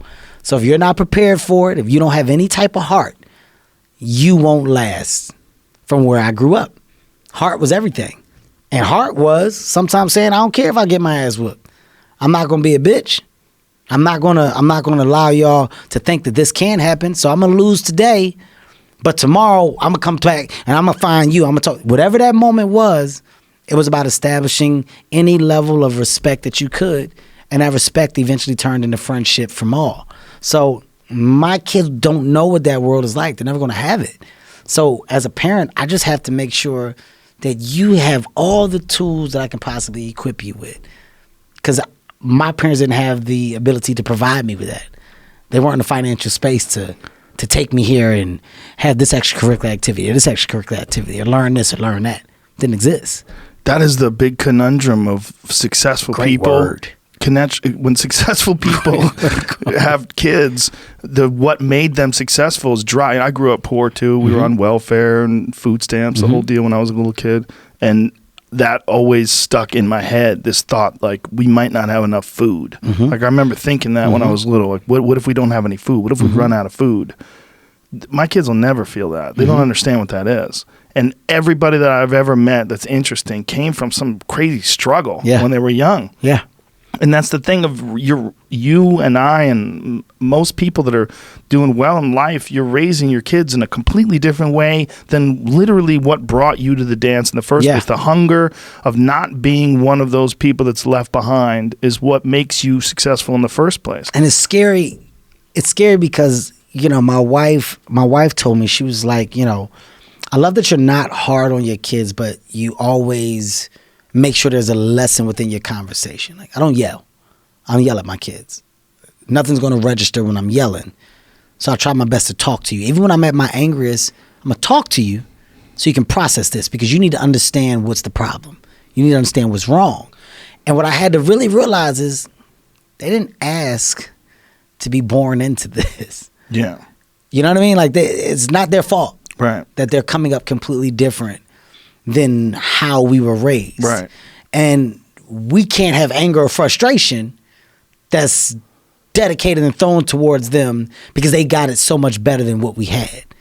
How do we make sure that we pass down the proper lessons so that they appreciate and understand and not take for granted what they have? Right. For me, it's tough because I got good kids. They're good students. They apply themselves in school. They listen. They don't do dumb shit. Yeah, they want to play video games and stay up like any other kid. Yeah. But there's no signs of bad or crazy. Yeah. And the fear and panic is that you got to know that bad and crazy exists. Right. This fairy tale that we're in isn't real. And at some point, when I'm not around, when your mother's not around, when your friends or other family aren't around, you may get tested with the other side that's out here that you've never seen. Right. So I got to prepare you for the shit that you don't know exists. I got to take you to Philadelphia so you can see. I try to show my kids where I grew up, thinking it's going to be like oh my goodness, backfired. It's so cool. Can we live here? Shut up. Hey, Jesus Christ. Fuck you talking about? Get in the car. Everybody, get in the car right now. Everybody, we'll talk about this when we get back. All right, this is not go the way I was supposed to. Oh my God, it's so cool, Dad. It's so different. Wow. Oh my goodness. Walk them around the neighborhood, and it's like, it's not a reality. Yeah. You didn't have grass? Goodness, Dad. Oh, that's crazy. Where'd you play? Wow. Like, it's when you hear these things, it's so different, man. These were your steps. The steps are broken. How did you even play? Oh my God, Dad. So wait, where was yours? We lived on the top floor. Not the whole thing? No. This is 3 separate units. So the top floor was me and grandmom's. The middle, that was somebody else. That was a neighbor. And downstairs was somebody else. 3 different people lived in this one thing. Together, y'all were strangers? Like, they don't...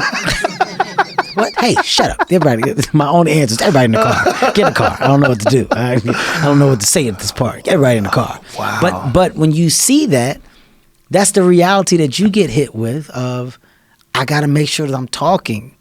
I got to make sure that I'm constantly teaching. Yeah. If I'm not, then I'm not doing my part. I'm failing.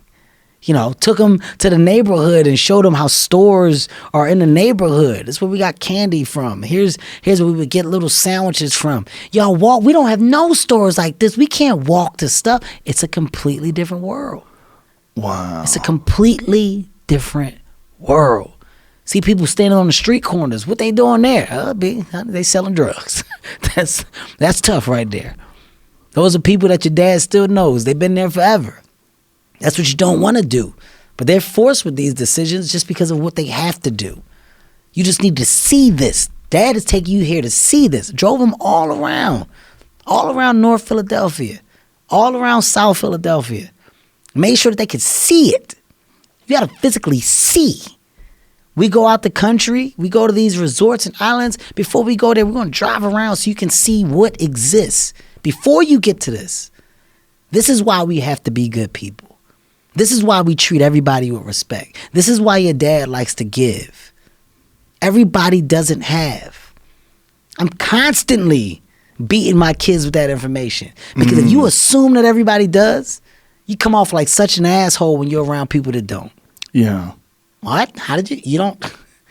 Also, you don't the advantage that they had growing up the way they are now, it's such a rare thing, and they don't understand it. There's no way they could. A very small percentage. Yeah. A very small percentage. And that's something that I never want to let go of either. So I was in the back of my head. So how you're talking about how, are we going to have enough food when you were coming up? Chris Rock's joke is so great that he used to tell about how he keeps a bag packed at the front door because he don't believe that this shit is his. He said, I truly believe that at any point somebody gonna go, gotcha. You thought you lived here, didn't you? This ain't yours. And I was like, it's so real because even though you have it, you can't lose the sight of reality of what once was. Yeah. Are you comfortable where you are now, or do you still have those thoughts? Like, is this real? Because you're at this stratosphere of fame and success it's rare amongst the rare. Mm-hmm. It's like David Goggins said, you are uncommon amongst uncommon men. I will be 100% honest and say I'm comfortable with the understanding of hard work brings great rewards. This is a reminder of the hard work and dedication that I put into everything that I've done. I'm not content because I know where I came from and I don't ever want to go back. That doesn't mean I don't want to go back to the city. That doesn't mean I want to go back to the people. That means I don't want to go back to living like I once was. I want to go back and I want to help. I want to inspire. I want to motivate. I want to show people that there is a way out, that there is a way to do more, to get more, to obtain more. But I personally don't want to lose all that I've been able to get. So I need to make sure that I do everything to keep it. So I can't be content. Mm. So there is an understanding, but I refuse to click on the switch of, So even if you have more money than you'll ever spend for the rest of your life, that's not what it's about. No. It's about the inspiring people and the influence and constantly giving back and moving forward in a positive way. And the only way you can do that is to stay active. It's the story, man. Yeah. We're all writing a book. What's your book look like? What does your fucking book look like? Like your life is a book. You got a bunch of chapters in your book, but when they close that book, how good was the book? How good was your book? What was the ending to your book? If the ending to my book can be so amazing because of all that was done, not the money, all that was accomplished, the first to do, the man that did this, he caused the merger between this. Because of his commitment and growth to this, the communities were then given this, made education this, changed the way the schooling was blah, blah, blah, gave books, gave computers, all of the things that can be associated with you and your existence become a part of the chapters in your book. So my drive is about my book. I was a New York Times #1 bestseller. People would be done. They did it. I'm writing another book.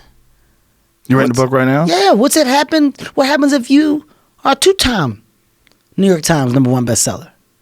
If you get to 2, what happens if you get to 3? Hey, man, how do books become successful? Who publishes them? I want to start a publishing company, Heartbeat Publishing. Why not? That's the thing. All I'm doing is sparking the awareness in others to go, why not?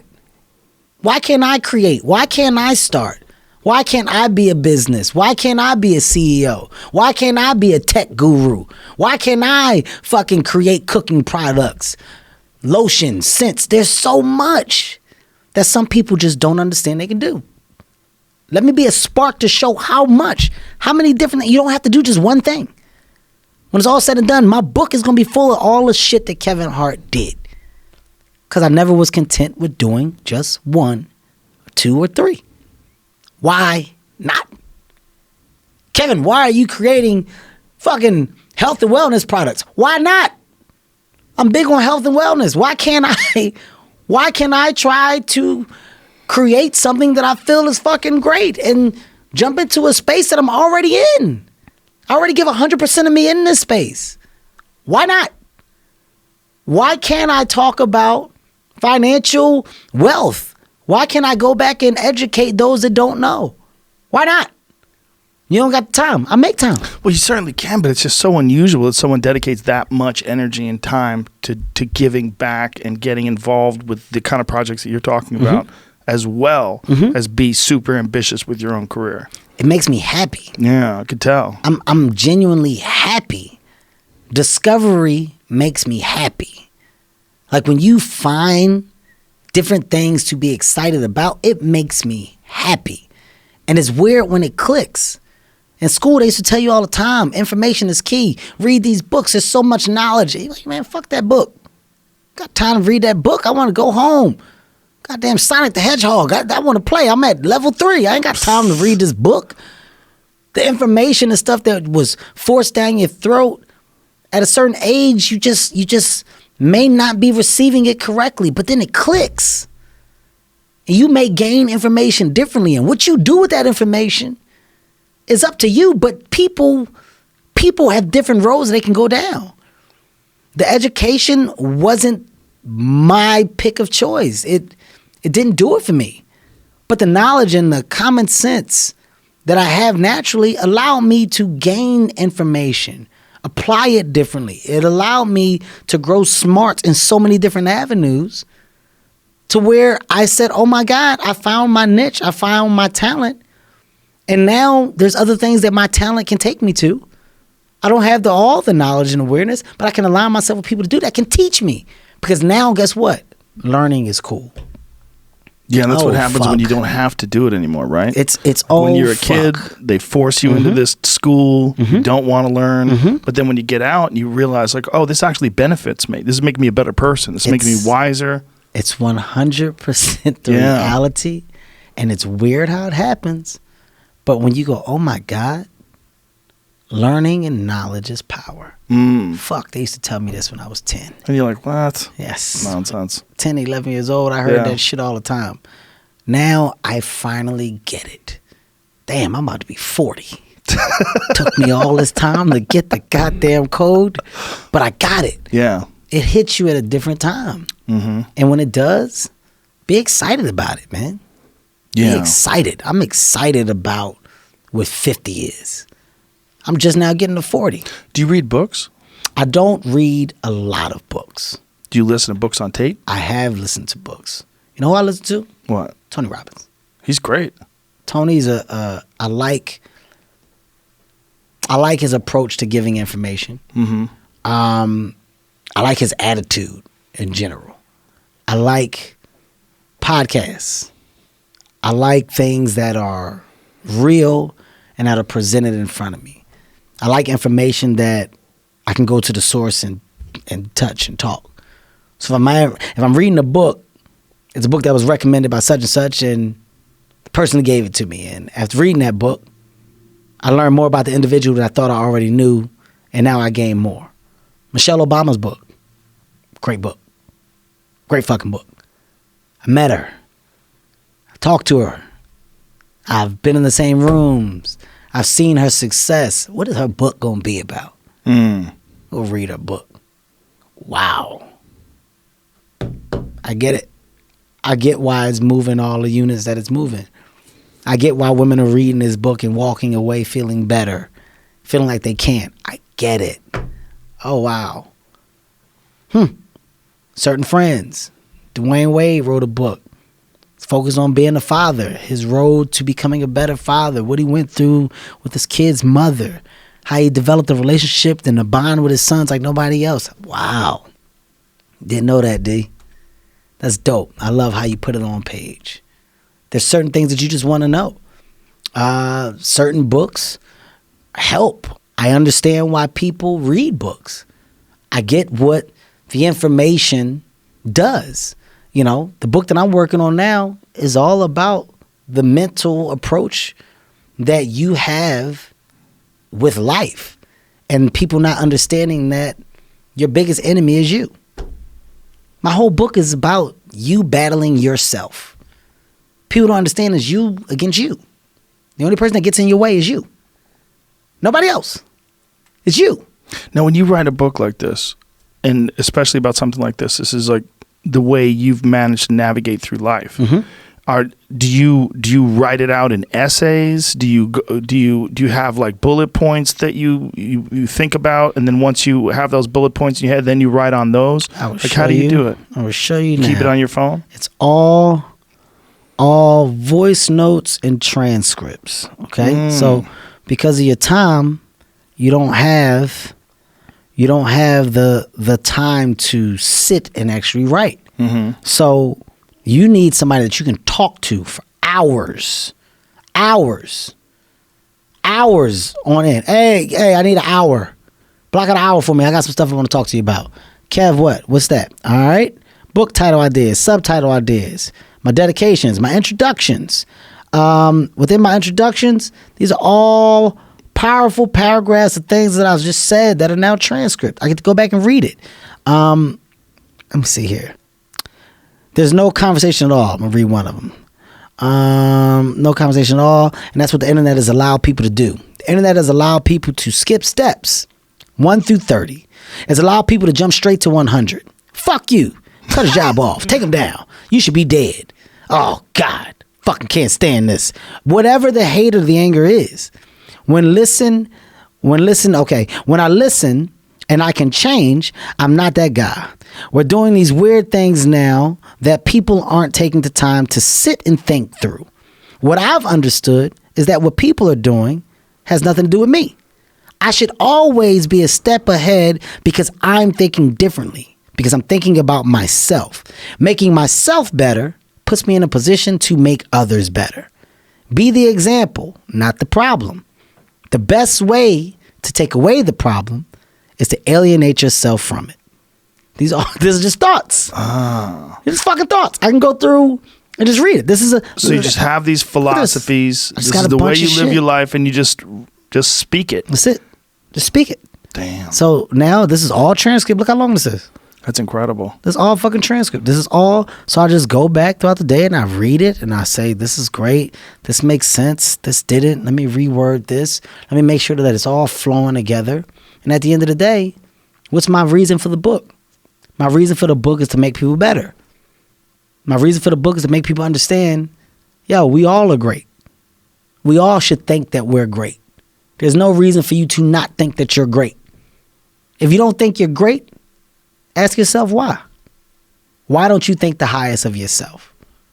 When you do, people have no choice but to follow suit. You got no choice but to follow suit.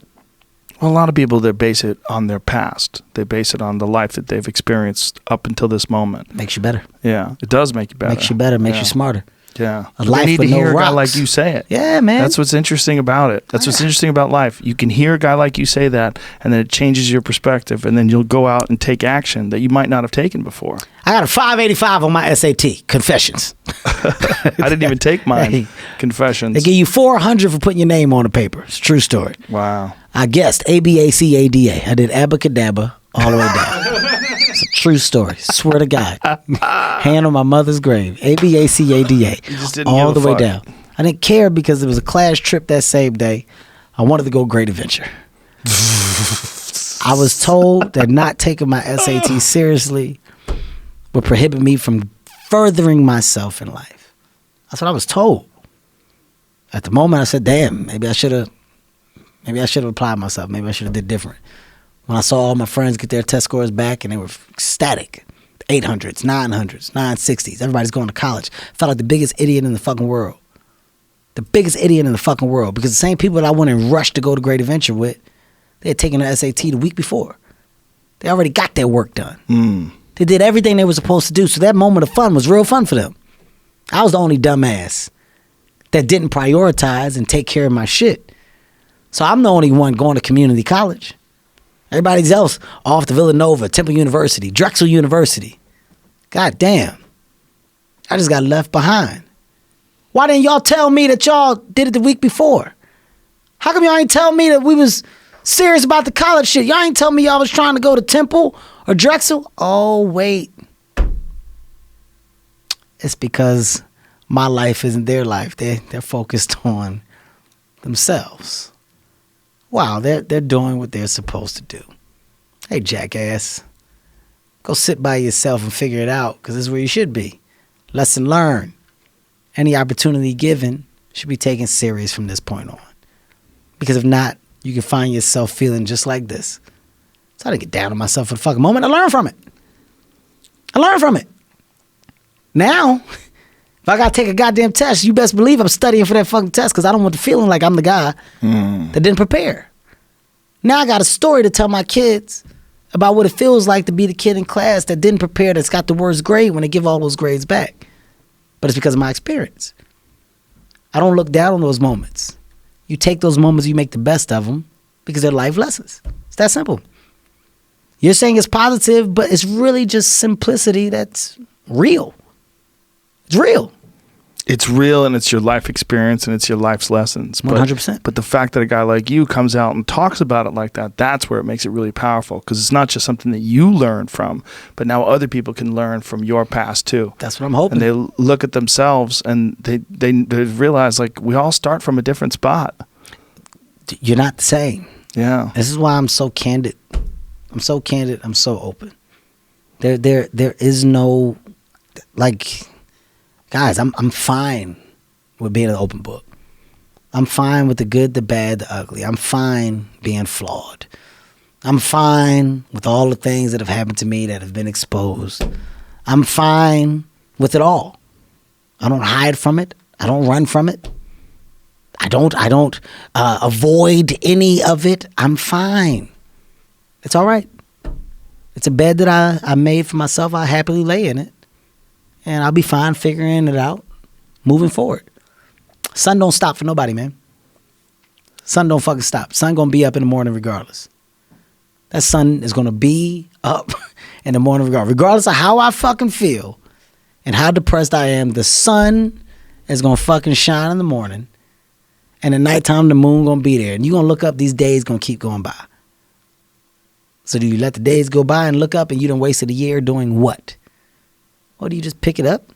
All right, well, got to figure it out. Made some mistakes. Life goes on. Let me figure out life from this point. I'm a life goes on type of guy. You're a bad motherfucker, Kevin Hart. You're very, very, very inspirational, and I'm really glad you came down here and talked about it. And I'm more than glad. I think that it took too long, actually. And this is the first of what will be many, man. I'm for sure. I'm a fan too, 100%. And I just think what you're doing is not just inspirational in terms of like what you've been able to achieve and who you are, but also inspirational in how you're so dedicated to helping other people. That means a lot to me. It's very motivating.